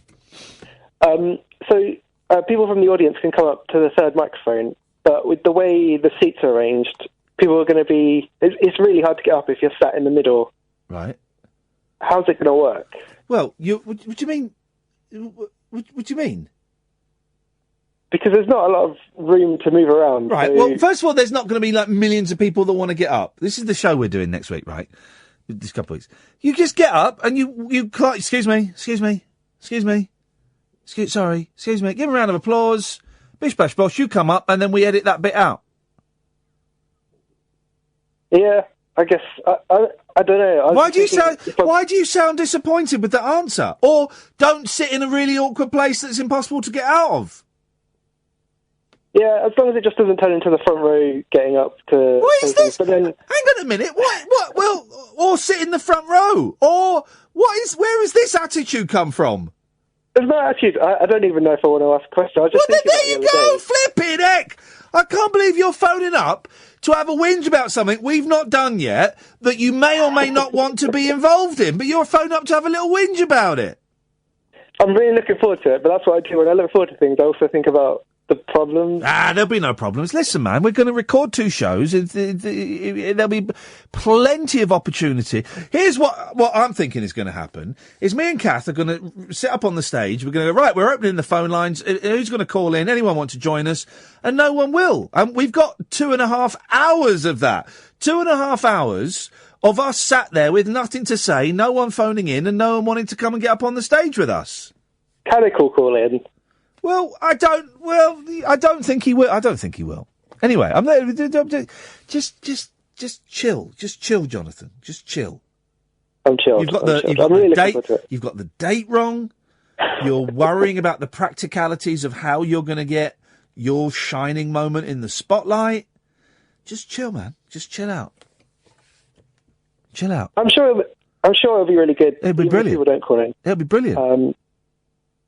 But yeah, that's pretty much. Apart from that, and I'm still the best Jonathan of 2017. Well, I don't know. You've gone down the ranking ever so slightly. I was already at the bottom of the rankings. You are the bottom of the ranking. Annie! Hi, Ian. Hey, Annie, how's it going? All right, actually. Yeah, not too bad. Nice to talk to you. Well, nice to talk to you, Annie. I think I might be right in saying you're the first woman of the evening to call in, and it's an absolute pleasure to have you on board. Oh, it's good to be first at something. It's good to be first at something, yes, yeah, it is. There's got to be a positive involved, isn't there? Yeah, I suppose so. What have you got for us, Annie? I've got 2 songs for you with men in the title. This is it. Well, people have got this one. They are understanding it. This is excellent. This one makes sense. Yes. This one makes sense. Good. Yeah. The first one, Deacon Blue. He looks like Spencer Tracy now. Here we go. I don't know the song. I don't know why I'm writing it down. This is From just their first album, I think. Deacon Blue. If I remember right. What was Deacon Blue's big hit? Were they Hot Dog Jumping for Albuquerque? That was the one. Yeah. Wheel Gone Kid Yeah, we go. was one of theirs. Raintown, that kind of stuff. Yeah. Yeah, that's them. All right, they're on the list. They're on the list. And then I'm going to jump back in time a little bit further. Yeah. Good old Neil Diamond. You can rely on Neil Diamond. Brother Love's Travelling Salvation Show. Now, Oh, you're not going to discount it, are you? Yes. Yes, I am. I know the album. I know the song, I know the album, Velvet Gloves and Spit, one that we had it on rotation in my car. It's a fantastic album. It's a fantastic song. Of course, it became a showstopper for him when he performs that song live in concert. But it doesn't mention a man's name. Well, kind of his title, isn't it? Yeah, Brother Love. I'm not... Come on, Annie. Oh, I'm disappointed. I'm disappointed in you. I'm so sorry. I feel like I've let you down. I'm so sorry. You have done, Annie. You have done. You could have said Daniel by Elton John. I could have done. That's a bloke's name. Yeah. Would you, if you had a son tomorrow, Annie? Yeah. What are you more likely to call him, Daniel or Brother Love? I see where this is going. Yeah, I think just purely to drag myself out of that hole, I would have to call him Brother Love. Oh, in that case, he's on the list. Well, that's fair enough then. You've saved yourself, Annie. Well done. Thank you very much. That works. Cheers. Bye-bye. Okay, bye-bye. Bye. Well, if she is prepared to make the ultimate sacrifice and call her son Brother Love, then it's on the list. Ray. Fruitcake here. Oh! Someone getting arsey with me on Twitter. You were putting stuff in quotes. You only put stuff in quotes when you're angry. Since I've been waiting on the phone, I've got lots of other stuff in my mind. I've got loads of boys' names, by the way, for bands. Hang on a minute. I called in to talk about false memories. Am I the fruitcake you're referring to? You mentioned the Mandela effect. That's an arsey tweet. It's not. It's half jesting, but I only got 140 characters, so you can't sort of make it jokey. All right, well, I liked your second tweet about Mehmet, but I'm going to unlike that now. So I hope that teaches you. So did you see my tweets for Hey Jude by the Beatles, which obviously is... There we go. Beautiful. Hey Jude. Beatles. I'm trying to think if there are any more, but there must be more by the Beatles. Yeah, there probably is, but I've got loads more other people that you've heard of. Ballad of John and Yoko. Oh, yes. Hang on, I've got one. Maxwell Silver Hammer. Right, give you that. Maxwell's Silver... That's a good... I like Maxwell Silver Hammer. How many other Beatles songs are there about a mass murderer? None. I don't think there are any. Right, so if I mention other artists, you see if you can get the name of the song. Oh, I like this. This is a challenge. Yes, I'm in. Right, you'll get this straight away. Elvis Costello. Oliver's Army. Yes, Beautiful. There you go. Yep. Paul Simon. You can call me Al. Hey! Chuck Berry. Johnny B. Good. Yeah! And you might not get this one. ABBA. Dancing Queen. No, Fernando. Yeah, there you go. And the other thing is, did you say earlier that Wilmot Brown from EastEnders raped a posh girl. Yes, he raped Andy's wife, didn't he? No, he raped Kathy Beale. Oh, you're right. Come here, Kathy. Come here, Kathy. Come here, Kathy. He raped Kathy, you're absolutely right, yes. And also, people have been saying, but just to clarify, Watch is now W, and EastEnders Underboss is on a Saturday afternoon. So, well, hang on a minute, how are they allowed to show it? Do they just tape it off BBC One and then just play the tape out? How are they allowed... I imagine they've done a deal with the B, because the B haven't probably got the airtime now to show 2.5 hours, so they've obviously just thought, well, we'll show it for you. Because obviously they've got a lot of stuff on Watch. Who watches it? Anyway. Well, what else is on Watch? I don't know what Watch is, really. So there's some new dramas, new shows, but then the rest of it is just repeats. So old shows from other channels, like there'll be old detective shows on there, things like Jonathan Creek, I think's on there, all that type of stuff. God, it sounds awful. But they've got a lot of other... They've obviously got a lot of space to fill. But the reason I'm ringing in... Because I watched something this evening before your show on Sky Arts, and apparently it was massive in the news, but I missed it. It was called The Outcast Comic, about Andrew Lawrence, comedian, who put something on Facebook a couple of years ago about he was fed up of all the lefty comics, and so he put on there, and basically just got hammered by his fellow comedians, and they basically... It went viral. It sounds like you haven't heard of this either. No. So what did he? What he came out as like a right wing comic. Yeah. So basically, he's come out because he's fed up. He said all these people go on panel shows and just putting down UKIP and everything. Yeah. Saying, again, the most up-to-date one is about everyone's anti-Trump. But a couple of years ago, apparently, so he put a big whole thing of rants on Facebook. And he did put a couple of things in there. So he said. There've been a couple of comedians, female comedians on Mock the Week trying to be funny, so completely annihilated women comics. Oh, do you know what? This rings a very faint bell. What was his name? Andrew Lawrence. He was quite funny, but I think he's just basically thought, I'm fed up with all these people going on panel shows who live in their West London homes, worth millions, and then saying, up the label and all that. But it was a very interesting program because it was just another angle to it. But then, a lot of comics on there saying, well, we all thought he was having a breakdown when he posted this thing. I do. Listen, I've got to go, Ray, because I'm about to... I'll keep an eye out for that, because that looks all right. I vaguely remember the story as it happened. I think I read about it about 6 months after it happened or something. I don't know what's going on in the world of comedy. Another hour to go, dear listener. We have no calls lined up. Now would be an excellent time for you to call 0344 499 1000. Talk Radio.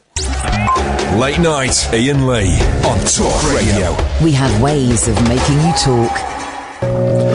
Hold the barrel steady and jump in one at a time. Hold the barrel steady and jump in one at a time.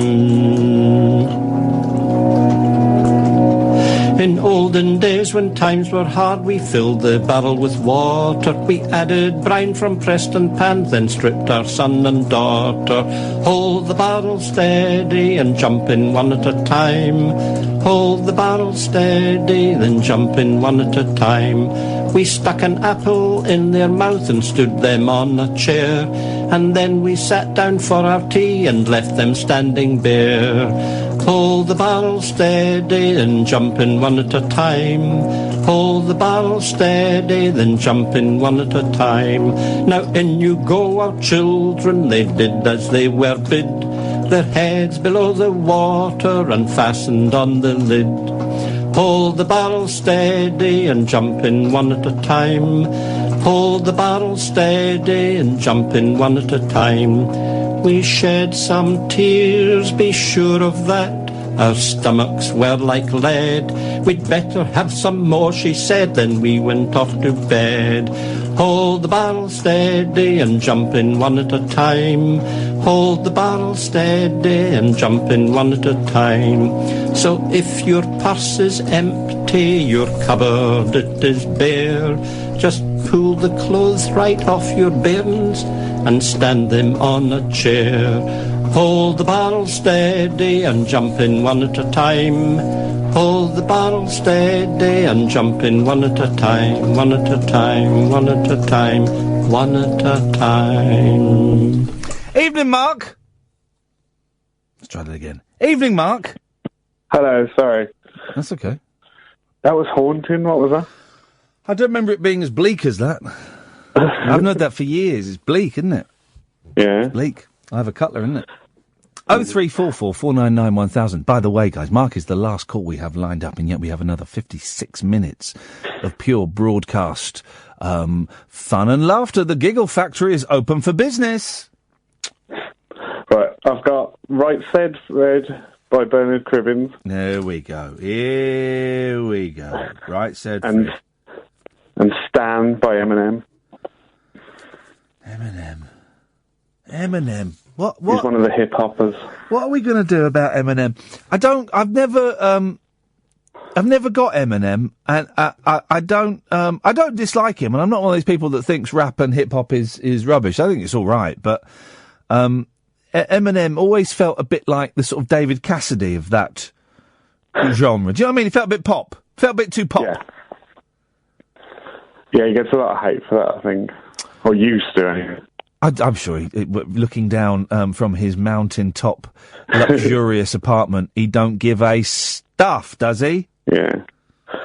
The other thing I've got is it's not a Beatles song about a serial killer, but the Manson family adopted like Helter Skelter as like a theme song. Yeah, they did, and of course the Beach Boys recorded a Charlie Manson song, and I don't know why Dennis Wilson, the drummer, did this, but he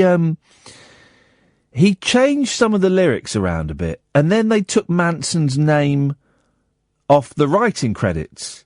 But yeah, it was, you listen to Manson's version and the Beach Boys version, it's obviously his song, and some people think that's why he instructed his family members to go and kill people in that house, because that house it gets very complicated. The house that Sharon Tate and Roman Polanski lived in was owned by Terry Melcher, who was Doris Day's son, was good friends with Dennis Wilson, and Terry Melcher and Dennis Wilson had produced, I think, the Charles Manson demo songs that went nowhere. Seems like a bit of a stretch there, doesn't it?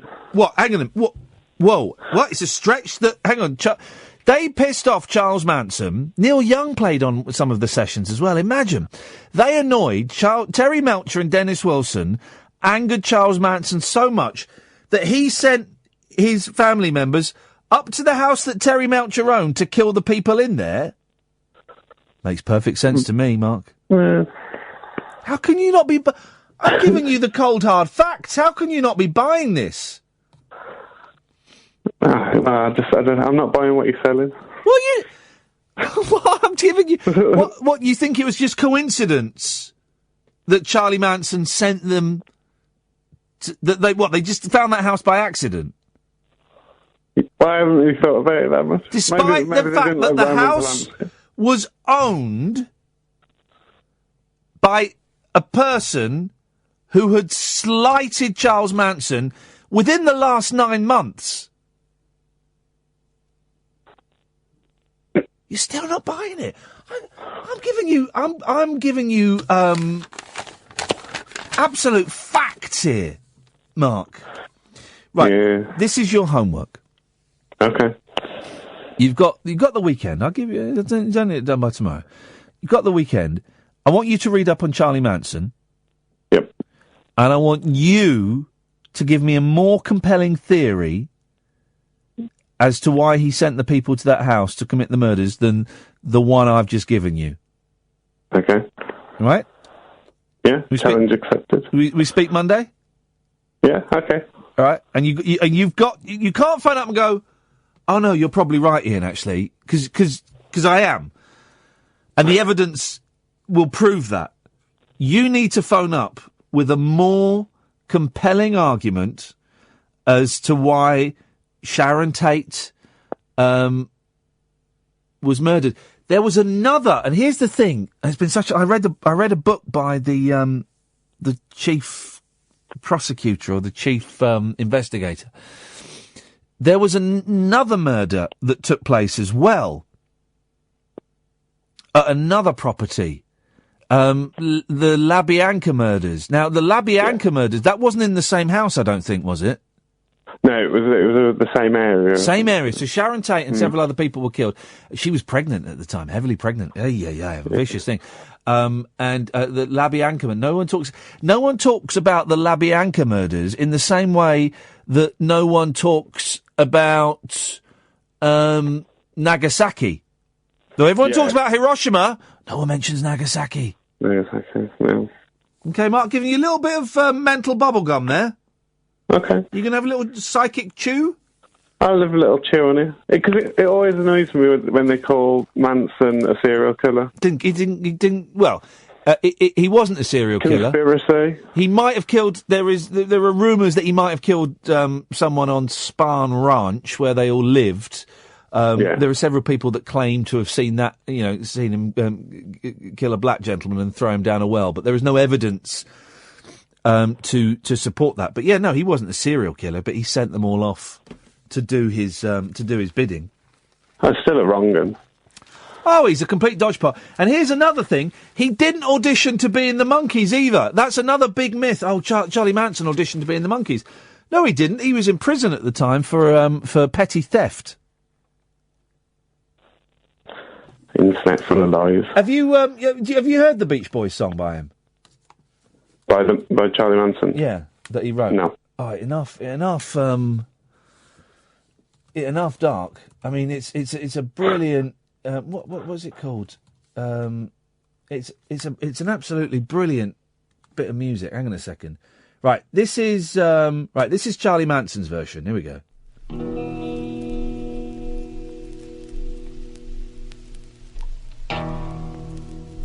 Pretty girl,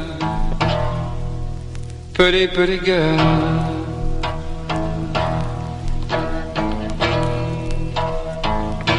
Cease to exist. Just come and say you love me.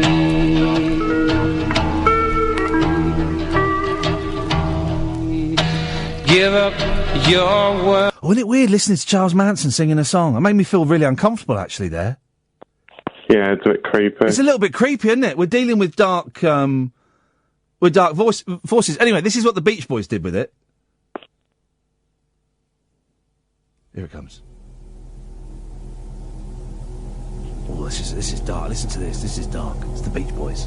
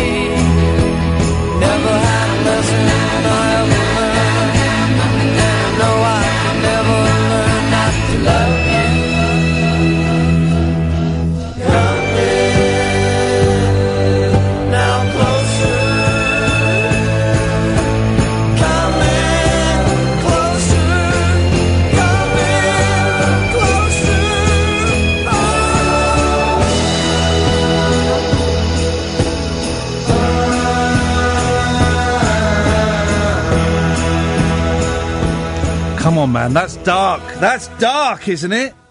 It's good, though, isn't it? It is a brilliant song. Submission is a gift. Give it to your lover. Oh, man. I feel uncomfortable, though, that we played a bit of the Charles Manson version. I'm worried that we've unleashed some sort of evil, some sort of dark force. It's just balance, though, isn't it? What, playing a Charles Manson song? Maybe we should. Well, because we played both versions. Yeah, maybe. I do worry. On a full moon, as we are now in Friday the 13th, we've played Charles Manson singing a song. I don't think that's happened on British radio for many, many years. I'm worried, Mark. Genuinely, we've unleashed something that was not meant to be unleashed. What have we done? What have you done, Mark? That's a very good question. What have you done? You know your homework. I look forward to speaking to you on Monday. Okay, speak to you on Monday. Bye-bye.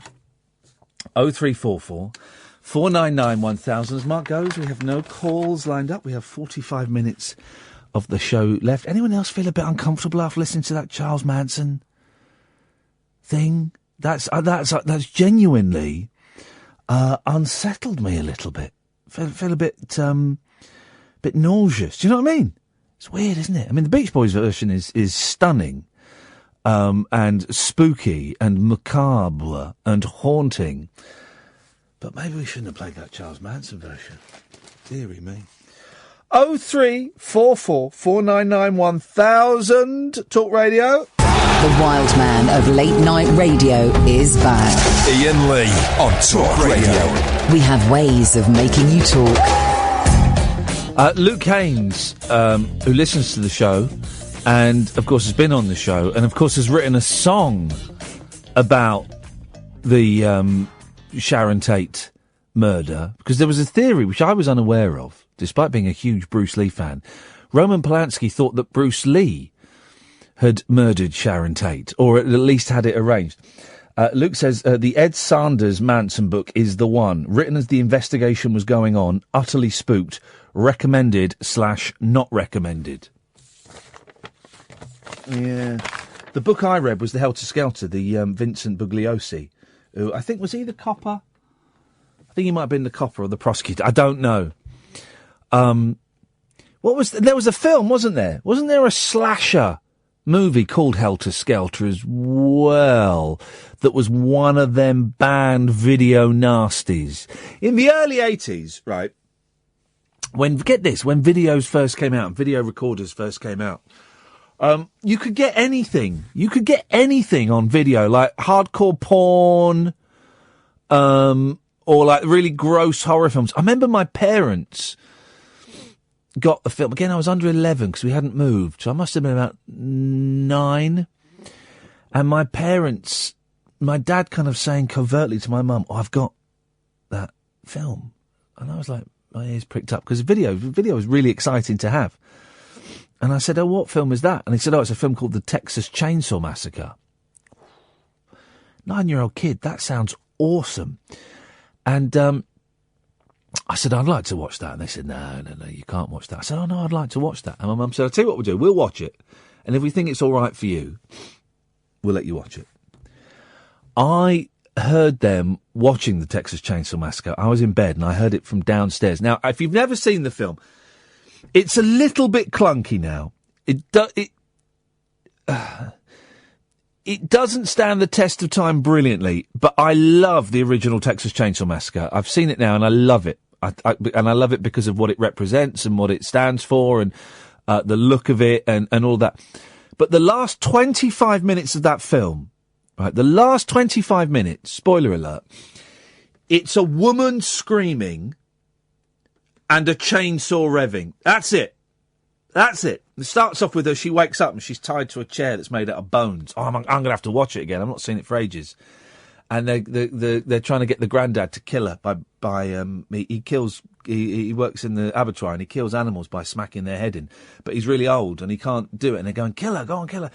And then she manages to escape. And literally the last 25 minutes is a sound of a chainsaw and her screaming. And they had it on really loudly.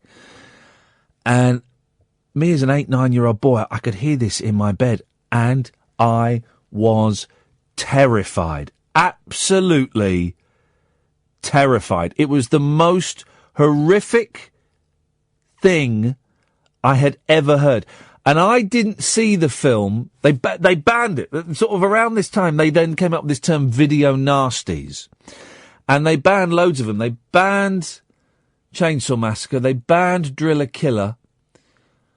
I remember when they showed Driller Killer on Channel 4. Not that long ago. And I remember thinking, God, haven't times changed? I think they banned Helter Skelter. They banned Snuff.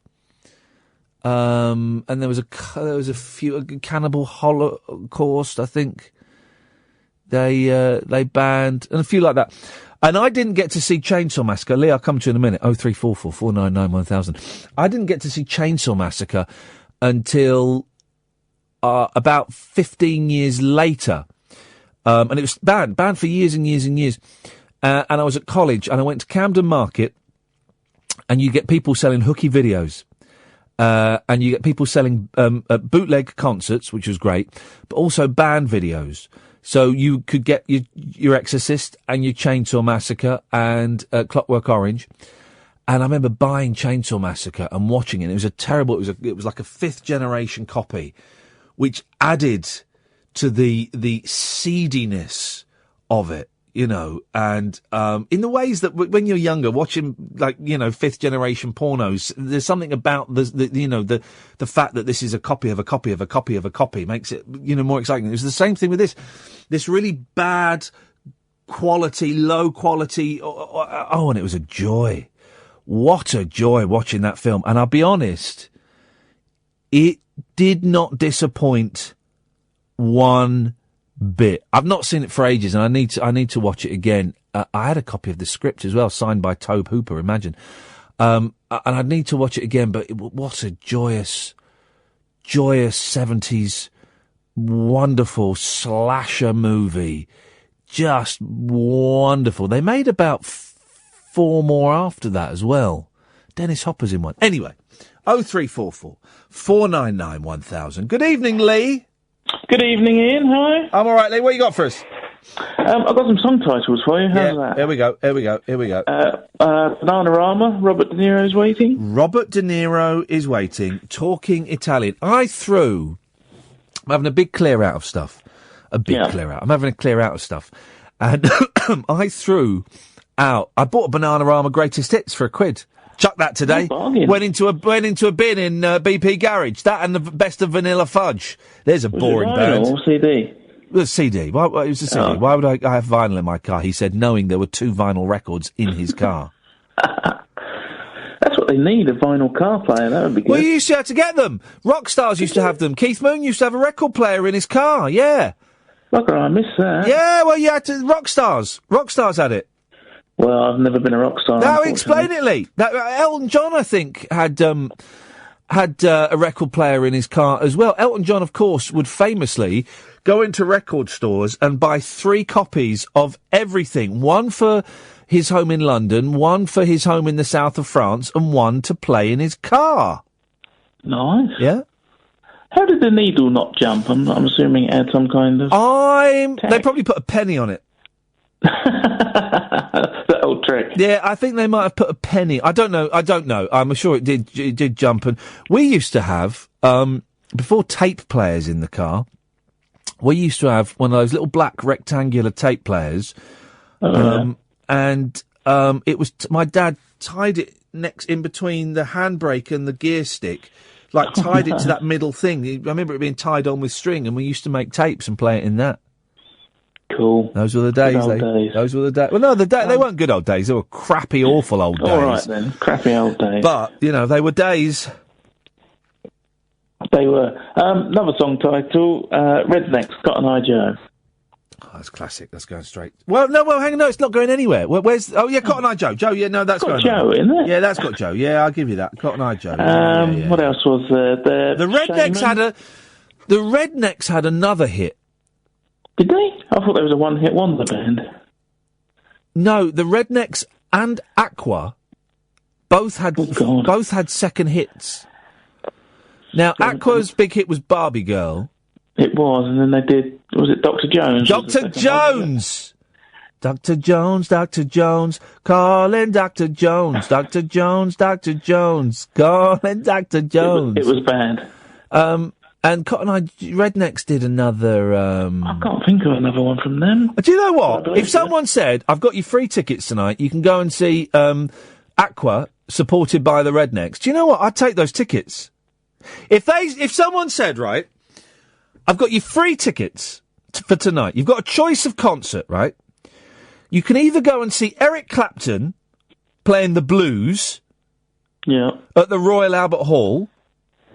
Or you can go to GAY and watch Aqua, supported by the Rednecks. I'd take Aqua over Eric Clapton any day of the week.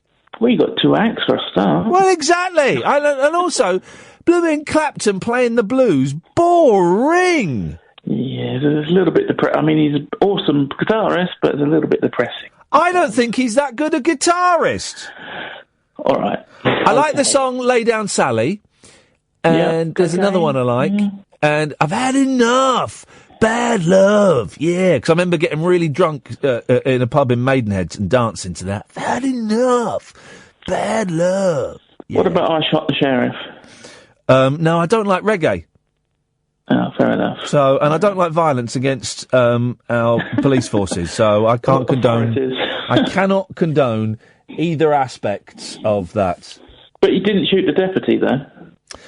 Katia, yes, I had a copy of the Texas Chainsaw Massacre script signed, and I lost it, because I'm an idiot. These things. Go on, give us one more. Shaman, Ebenezer Good. Because Ebenezer's got to be a man's name, surely. I will include that.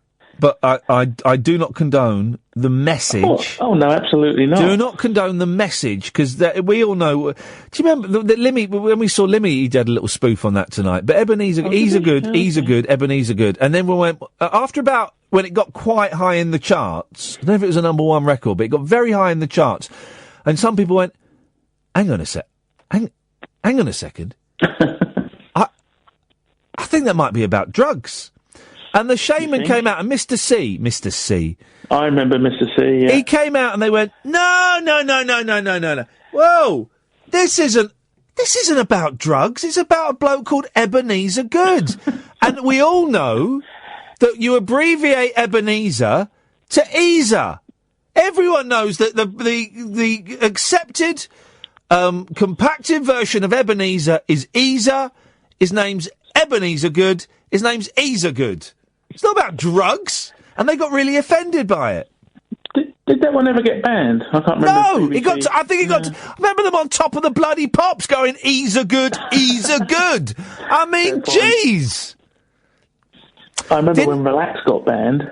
Well, and it went straight to number one when it got banned. The best thing you can do for a band is ban it. Didn't the bass player? I'm really reaching the back of my mind. The bass player from the Shaman died, didn't he? They did a. What was the Shaman's other hit? Move Any Mountain. I can move any mountain.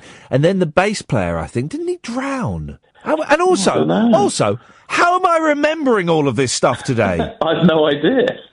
Lee, thank you very much indeed. 0344 499 1000. Def has tweeted us.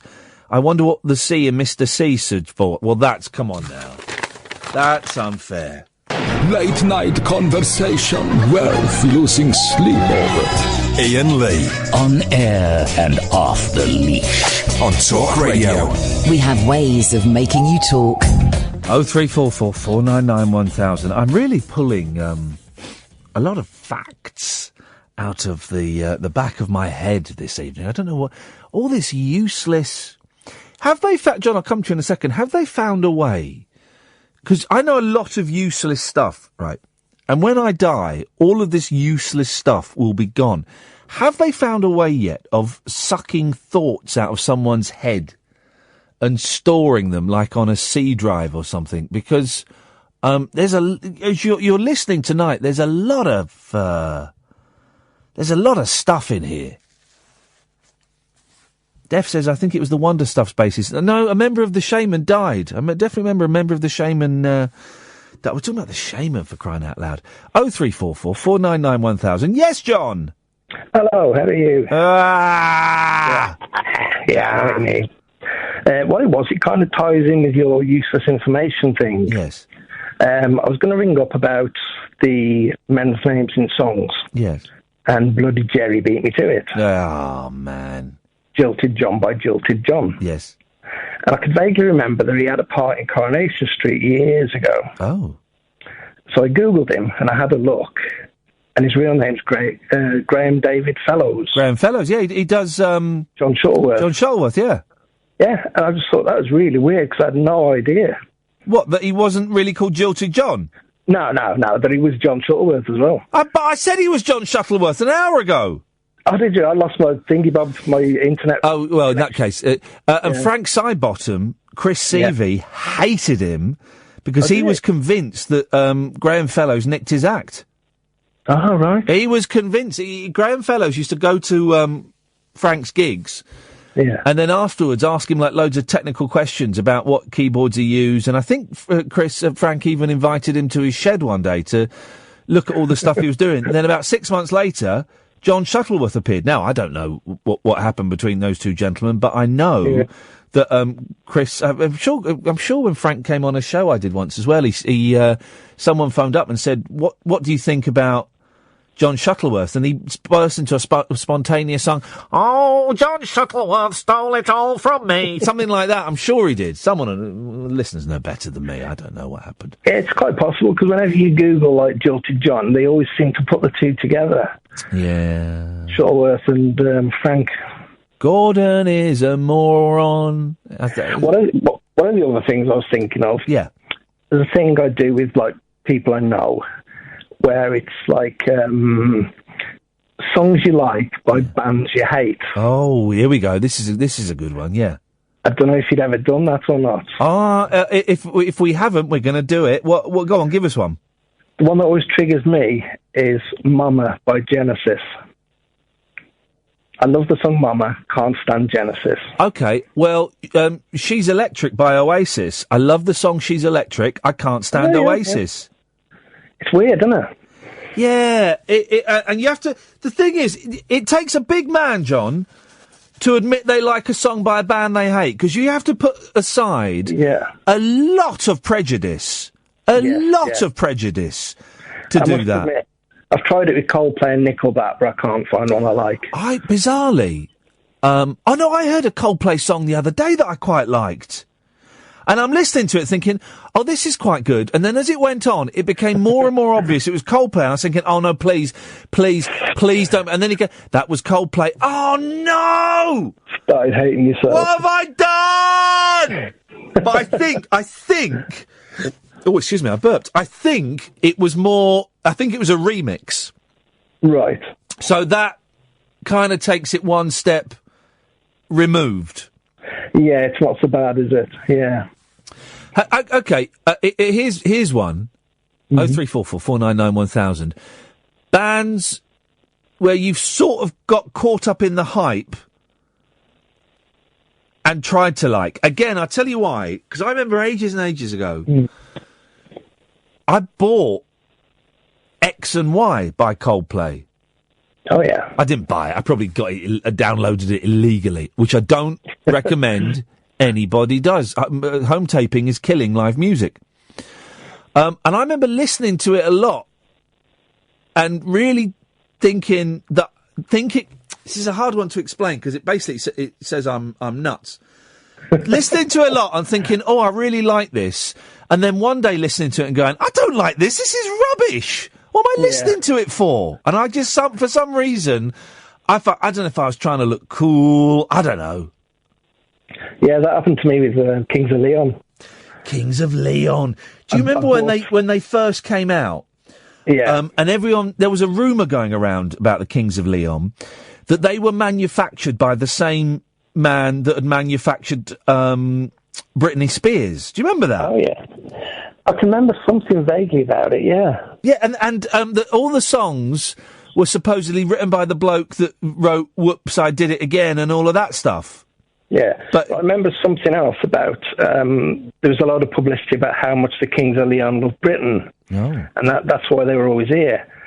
But apparently it was that the Americans hate them.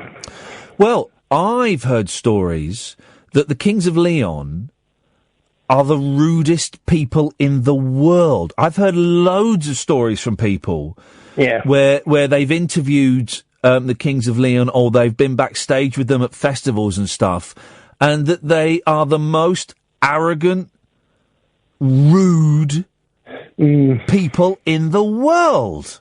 It doesn't really surprise me, to be honest. I can't even know. Oh, Sex on Fire. What a stupid name for a song. Oh, my sex is on fire. What a stupid name for a song, you idiots. I know, they're pretty dire, aren't they? Bands that should split up. Kings of Leon. End of phone-in. And we'll reopen the phone-in. Coldplay. Phone-in ended. Yeah, definitely. Nice one, John. Anything else, John? That's it. Thank you, mate. I enjoyed that. Thank you very much indeed. Catherine Mary on Twitter. I like it. It works. She's done #controversial, but I have to let it in. We're talking about songs with men's name in. Johnny Cash, Boy Named Sue. Boom! You have to allow it in, guys. You have to allow it in. How many people are mentioned in the Paul McCartney song, Let 'Em In? It's the only song I'm aware of that has the name Ian in. Uncle Ian. It's the only one I can think of. 0344 499 1000. Talk Radio. Late night, Ian Lee on Talk Radio. We'll get you talking. 0344 499 1000 is the telephone number if you want to give us a call. Dennis! Good evening. Good evening, Dennis. And listen to me, young man. Uh-oh. You shocked the life out of me last night when you told me you'd almost had a breakdown. What? Now, listen. No. Don't laugh. I'm not laughing now. No. If you have this problem again, don't spend it on some bloody doctor. What? Come and talk to me. I've had 3 sessions with people like you, and I've cured every one of them. 3 sessions? Yeah. People that break down, and I've talked, sitting. How have you... Sit and talk to them or something. What have you done? Thrashed it out of them? No, I didn't. No. The first one, I was going up to London very early in the morning. They used to have an early train, as long as you were there before 8 o'clock. Yeah. And it cost you 2 and 6. And I used to go over to the corner house for food. Yes. And I was sitting there having breakfast, and the catering woman came and said, Can this fella sit with you because I've got nowhere else? I said, yeah. But immediately, he started crying. Uh-oh. And they tried to, I signalled him away, and I sat and talked to him. And I got him, pull him round. Then I had a session at work when a fellow there had been knocked off his bike, and I think it made him bonkers. Yes. He came in one day, and I must have a sympathetic face, I don't know, but he came over to me crying. Uh-oh. So I had to put my arms around him. Maybe you've got a terrifying face. Well, I don't know what it is, but upsets young men. You need somebody to talk to. You don't have to be a doctor to be talked to, for God's sake. Well, It did upset me when you told me that last night. Well, you're very kind, Dennis. I'm never going to take you up on that offer, but you know that. But thank you.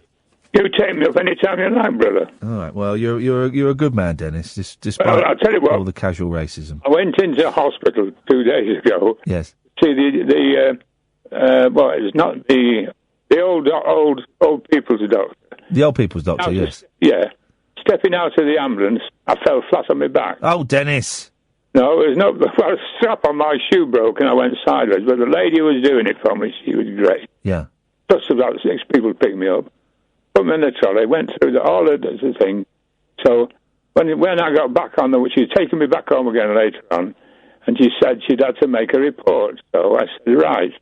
So I rang the hospital yesterday, and I said, under no circumstances has this woman got to be charged with any dereliction of duty. It was entirely my fault. Yes. The only thing that was hurt was my pride. Yes. So I said, under no... So they rang me again today and questioned me. And they said she's been fired. No, I'd have been bloody hell if they had done. No, they did say, thank you very much for that. But she was a lovely lady. And it wasn't her fault, it was totally mine. I'm a dodding old fool, I know that, but nevertheless. I wouldn't have anybody blamed for anything I've done. So we've got 2 tweets here, and both of them I think are appropriate. Paul says, he's turned his radio down. I've turned it off. And Tim says, Dennis is great, but I can't stop clearing my throat when he's on. I'm sorry, why? Because it sounds like you need a good cough. Well, no, I must admit, it is a bit heavy on the juice in the back of my throat. I have this problem, you see. Unlike a lot of people, my nose is dry. All the stuff from my nose goes down the back of my throat. Yeah. I don't have sneezes or running noses. I can put a handkerchief in my pocket at the beginning of the month, and it'll still be white at the end of it. Oh, jeez, go away! Why would you even tell me that? Flippin' heck. I'm trying to find a song that I want to end on, but I can't remember. I can't remember what it's called. What was that? Hang on a minute.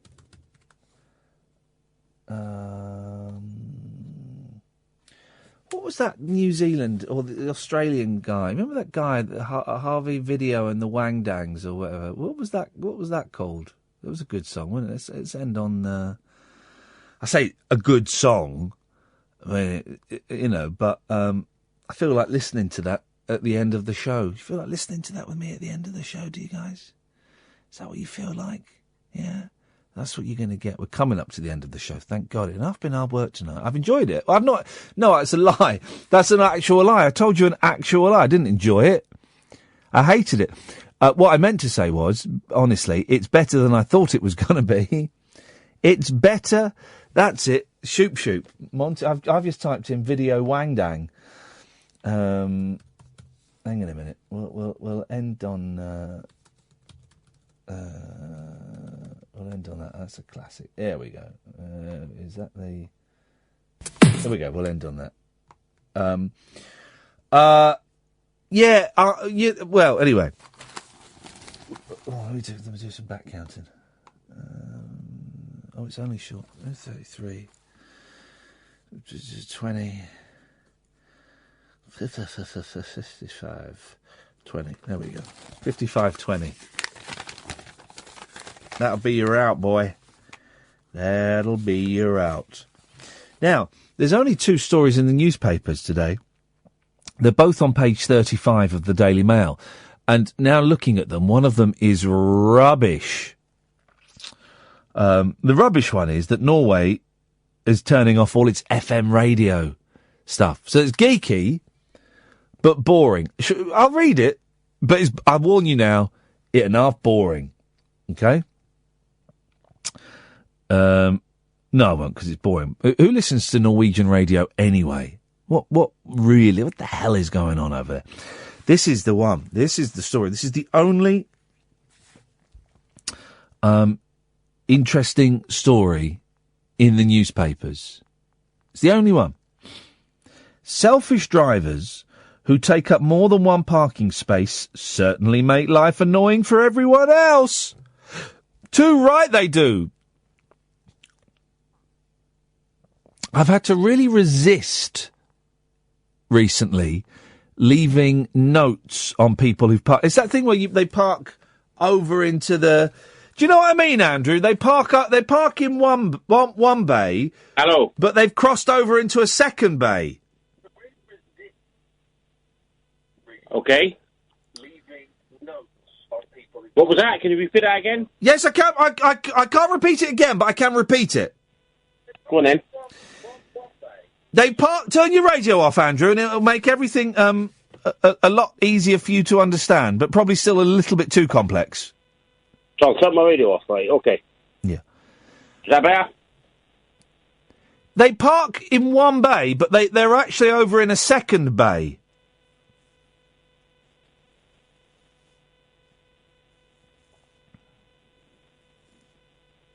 Hmm.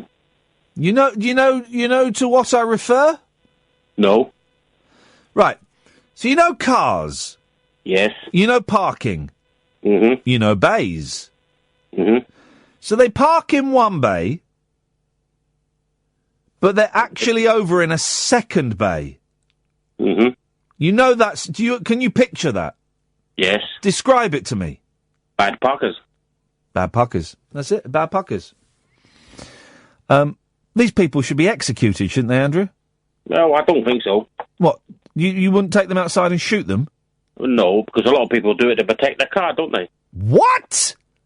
They stop getting dents and dings in their doors. They stop getting dents and dings in their doors by parking badly? Well, was there not somebody in the news today that admitted that he parked badly just because he didn't want to get his car dented by bad parkers? Well, but hang on a minute. So you're now saying that parking badly is good parking? No, that's not what I'm saying. It's not the way I would park, and I've been driving for I don't know how many years. You must be tired. tired. A lot of people do that. A lot of it's through ignorance. But if you're a good parker, then you should park in one bay and one bay only. Yes. Why should other people suffer because you parked in, you don't want to get a ding or a dang in your door? I don't park in two bays. I park in one bay because I couldn't really care less if I get a ding or a dang in my door. Well, take a bit of pride. That's why people park like that. What have you called in for, Andrew? A couple of reasons, really.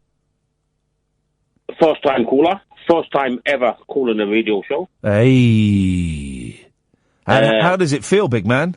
It feels all right. It feels good. Yeah. Yeah. You got a little chubby going?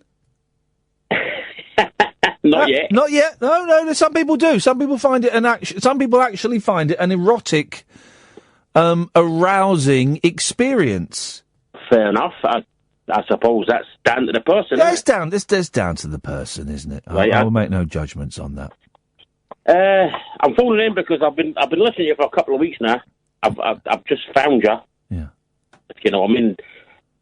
I used to listen to you years and years ago when you done programs on the telly, and to be completely 100% honest, I thought you were a bit of a tit, but I think now that's great. I have to say that I'm really liking you. Oh well, that's great, Andrew. I'm really glad that you used to think I was a tit, but now you're that's made my day. Well, I doubt it. What do I do now that's less titular than when I was on the telly? I don't know. I think it's maybe because you've got a beard. Well, here's the thing. I'm shaving the beard off tomorrow. Oh, that's fair dude. But you're on radio, so I'll never know. Well, you will, because I've told you, and I'm going to make a point at the beginning of every link saying, don't forget, guys, I don't have a beard anymore. Well, again, that's fair enough. Yeah. I don't doubt you for that, you know what I mean? Yeah, well, you know. But listen, a couple of things I want to call up on is, hate the band but love the song. Yes? Kaylee, Marillion. I don't know I think that's the only song they recorded, isn't it? No, but I don't know. They record. I thought they just recorded that one song. I don't know. I don't know about that. I suppose they'd have to have done a B-side, but they might have just done an instrumental. I don't know. Okay. Right, fair enough. Yeah, fair enough. Fair play. I'm just ignorant. Well, was that a swear word then? Oh, it wasn't. Okay. Well, no, it wasn't. And if it was, I do apologise. Okay, well, I'm being told it wasn't, but I'm a little bit hypersensitive at the moment. Go on, yes. Via Madonna. Yeah? I thought that was a good song by somebody that... You thought Evita... She's not really a band, though, is she? Evita was Madonna's best song. Do you think? Is that what... No, I'm asking you. Do you think Evita is Madonna's best song? No, I never said it was the best song. I said it was a song... It's a song I've picked by an artist that I don't like. But you liked Evita? Yeah. By Madonna? Yeah. Flippin' it. You don't like Holiday? No. Holiday is brilliant. Well, fair enough. I suppose that's yeah, well... Holiday's better than Evita. True Blue's better than Evita. Hanky Panky's not better than Evita. No. That was silly. That was silly. We knew what she was doing there. That was silly, the whole Hanky Panky stuff. I tell you what, Andrew, we don't do this very often, but when people used to think I was a tit and then they start liking me again, I'm going to finish now on a song, Madonna doing Evita. Would you like to introduce it for me, please? Not really, because I'd rather introduce Kelly. Oh, flipping it. All right. Hang on. Hang on. Let me find it. Right. Right, go. I've got it. Go on, introduce it. Right, this is Kaylee from Mammalian, who I called my daughter Kaylee after this song. Not a chance. Shoop, shoop, diddy, come away, nay, shoop, shoop, diddy, come away, nay, shoop, shoop, diddy, come away, nay. Shoop, shoop, diddy, come away, nay, shoop, shoop, diddy, come away, nay, shoop, shoop, diddy, come away, nay. Well, the shoop stands for the mood you're in, and the diddy rock mean let the fun begin. It's a feeling gonna sit you since it's reeling and you can't sit still. Come on, mean when you saw that's right, then the wang bang gonna get you through the night time, baby. That's the right time if you wanna lose control. Shoop, shoop, diddy, come away, nay, shoop, shoop, diddy, come away, nay, shoop, shoop, diddy, come away, nay. Shoop, shoop, diddy, come away, nay, shoop, shoop, diddy, come away, nay, shoop, shoop, diddy, come away, nay. Shoop, shoop. Little party, nothing formal. She's in the corner, look quite normal. Empty glass, bold as brass, pinch me hang about. Shoop, shoop, diddy, come away, nay, shoop, shoop, diddy, come away, nay, shoop, shoop, diddy, come away, nay. She said, shoop, shoop, diddy, come away, nay, shoop, shoop, diddy, come away, nay, shoop, shoop, diddy, come away, nay. Well, the shoop shoop stood for a mood, alright, and the diddy one gave me a nasty fright. So I'm feeling well, it's hit me since it's reeling and you can't sit still. Come on, man, what I thought, touche, and the wang dang, anyway, nearly died, mortified, nearly lost control. Shoop, shoop, diddy, come away, nay, shoop, shoop, diddy, come away, nay, shoop, shoop, diddy, come away, nay. Shoop, shoop, diddy, come away, nay, shoop, shoop, diddy, come away, nay, shoop, shoop, diddy, come away, nay. Shoop, shoop. Well, let's discuss it. Nasty weather, with a feather, what, all together? Talk Radio. Join the Talk Nation. Pick up your phone and talk radio. We'll get you talking.